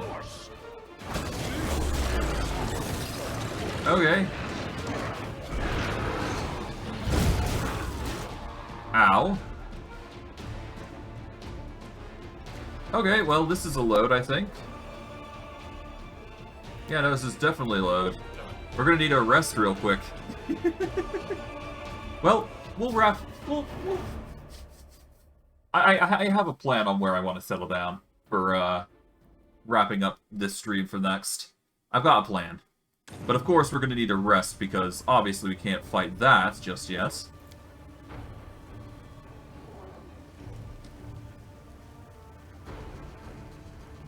Oh, just barely. There we go. Alright. Nope, we need a load. We do not want to trigger that event just yet.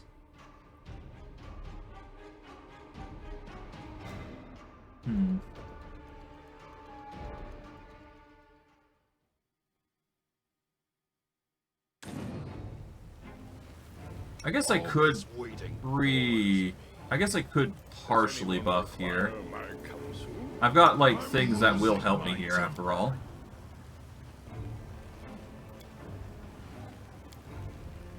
Yeah, no, if I do False Grace at least...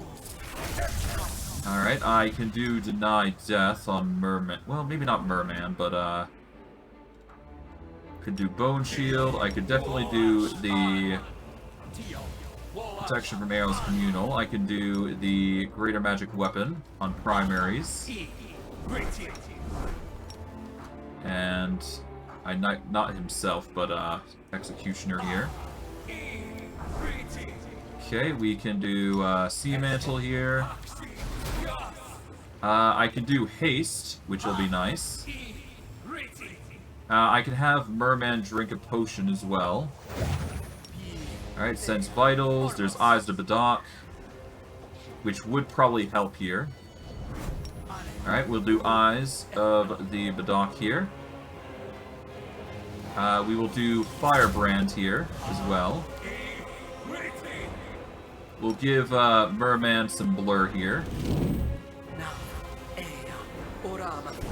Alright, there we go. Okay, we can't do any buffs beyond that, I think, but that's perfectly fine by me, I think.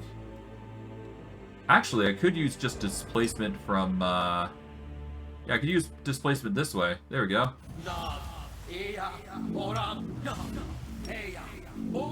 Okay.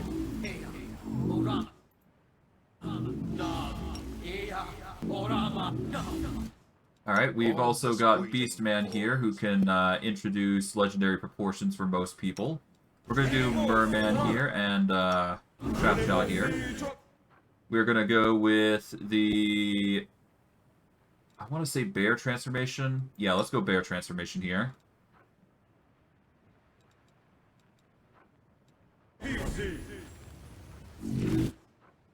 Alright, we're going to save here. I think this is barely...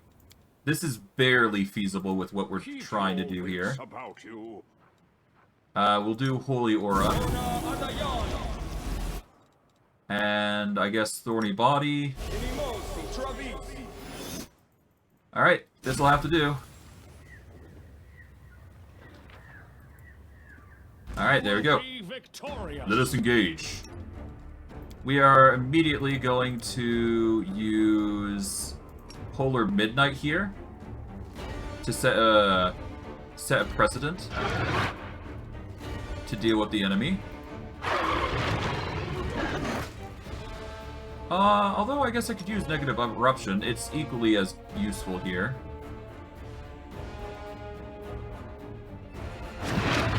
It is all negative energy after all. And Evelyn, we want you to immediately use... Okay. Where's the Minotaur gone? He's not gone anywhere. Okay, so he's somewhere. No idea where he went. Okay, want to use this. There you go. Probably gonna get downed. Yep, as I figured. Okay, there goes one.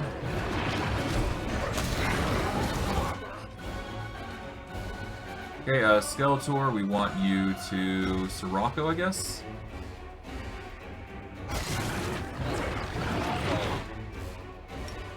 Yeah, we need you to Sirocco so you can, Oh, that's 2. Okay. Focus on Skeletor, there we go.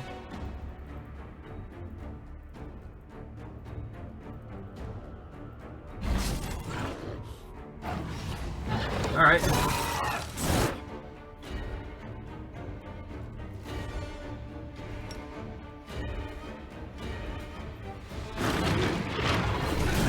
Alright. They're gonna try and attack Skeletor as much as they possibly can. Okay, there we go.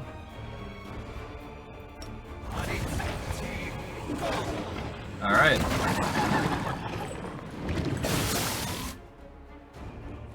Alright, Bone Explosion, no.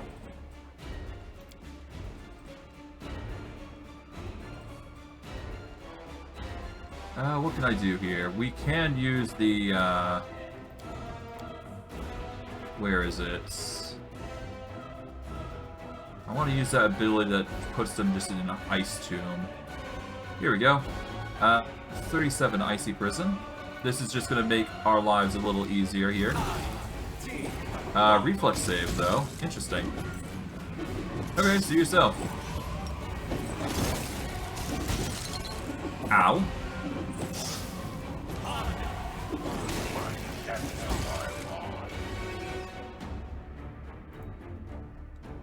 Alright, let's use B-shape here.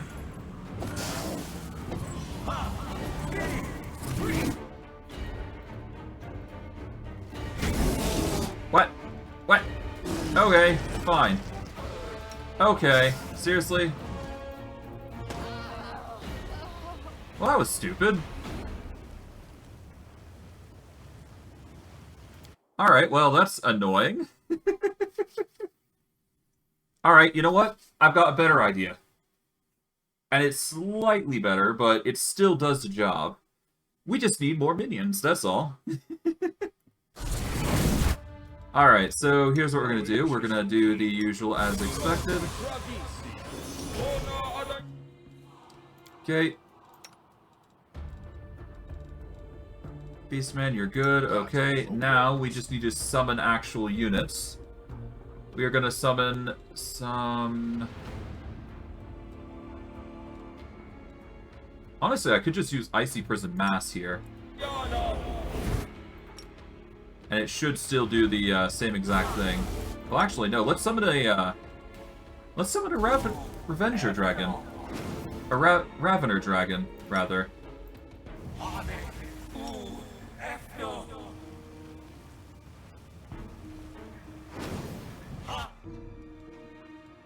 You know what? That'll be enough. Alright, there we go. Okay, what we're going to do is we're immediately going to start with Sirocco, I guess. Because Sirocco won't, it will immobilize most everybody here. Instead of causing us more problems than better. Oh, Beastman is the focal here. You don't want that.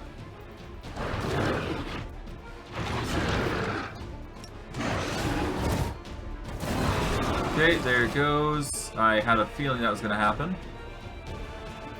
Okay, Sirocco has triggered. Now we can do this to target everybody for negative energy. Alright, there we go. That's 2. We will then do it again, just to make it all the better. There we go.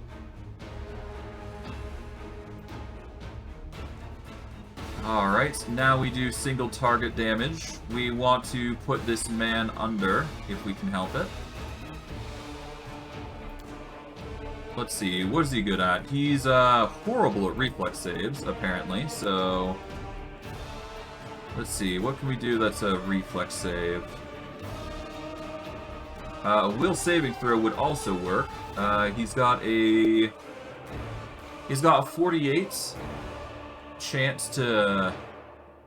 Okay, so he's got a 50-50 with Embrace of Death, but he's got a low reflex, so that's like a 38. I can easily take him down if it's a reflex-based effect, so let's see what I got. Does he currently have buffs? Yes, he does have some buffs, but not enough to warrant using it. Well, I mean, Icy Prison Mass is a reflex partial, so... I just haven't set it up so it will, Oh wait, it targets only enemies? All enemies. Okay, perfect. This works.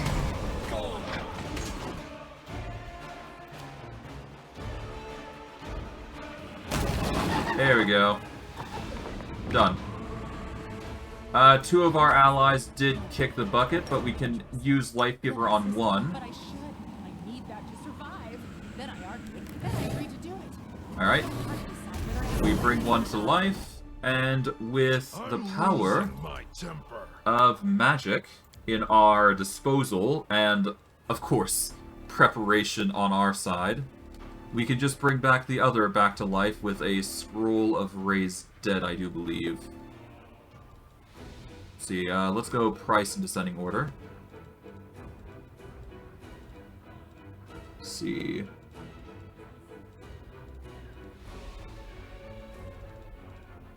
Where is it?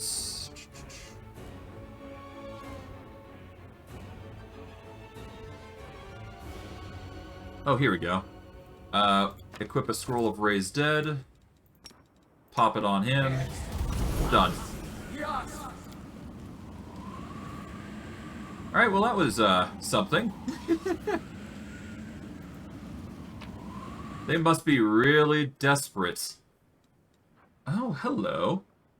An ornate key carved from bone, found on the body of a powerful minion of Baphomet. A flail of +5. Bunch of other stuff. But otherwise, a very simple battle that we, accomplished there. Nice. Seems, some people managed to suffer his, wrath, apparently, before, we got here, but, that's just how it goes. It's war. Okay, for that... To that end, we have done as much as we possibly could. And now, all we gotta do is get the heck out of here. I don't think there's any more loot that we could have gotten, so, yeah, off we go. We did lose our animal companions, but it was kind of a loss that was to be expected, given the circumstances. Oh well. At the very least, we are basically on the verge of... Ah, it closed just as I moved. Great. That's annoying. Okay, so it moved over there. Okay, so we can actually go there. Hold on. Alright, so... Oh no, we can't teleport there. Damn. The last barrier's portal is not finished. Alright, so, yeah. Well, I was hoping to get there today, so can I get there? I'd have to travel all the way around, and that'd be annoying. Okay. Alright. No, we're gonna go... I know what we're gonna do. For next stream, instead of going to that area, we're gonna go back to Dresden here, and we're gonna go all the way to the Murky Grotto. Well, before we do, we're probably gonna save, and then we're going to go to the Murky Grotto, and then we're gonna do a... basically a full speed run. Well, not speed run, but... we're just gonna march through the entire Murky Grotto situation there, and help get more treasure. And hopefully, at the end of it, we will be getting some serious potent materials. And if we have any spare time, I'll try and do some core of the puzzle pieces. Or just explore various areas that have various items that we can utilize. And if we get lucky, we'll get to the ineluctable prison at some point. But I digress. For those of you on YouTube, if you want, like, subscribe, comment, and hit the bell notification if you want to see more stuff. I stream daily, so if you want to catch my streams, you should be able to catch me at 3 to 7 Mountain Standard Time. If you want to find my Twitch link, you can check the link down below in the description, or you can check my channel. Either which way works. If you want to support me, like I've said before on YouTube, you can do that. Or you can help me on Twitch by following, or just coming in and watching the stream. Every little bit counts, and it really helps it, you know, build up my, you know, revenue and, you know, get me known out there. Honestly, it's just a juggle of whether I get more popular on YouTube or I get more popular on Twitch. But I guess we'll see what happens, right? But I digress. I really do appreciate your guys' support. If you really want to help me, get my name out there. But I digress. I really do appreciate all the same, and I'm really happy that you are coming in and watching my stuff. But I'm rambling at this point. Let me wrap it up. I hope you guys enjoyed today's stream. I know I did. And I'll see you guys next stream. Take care, everyone, and have a good day.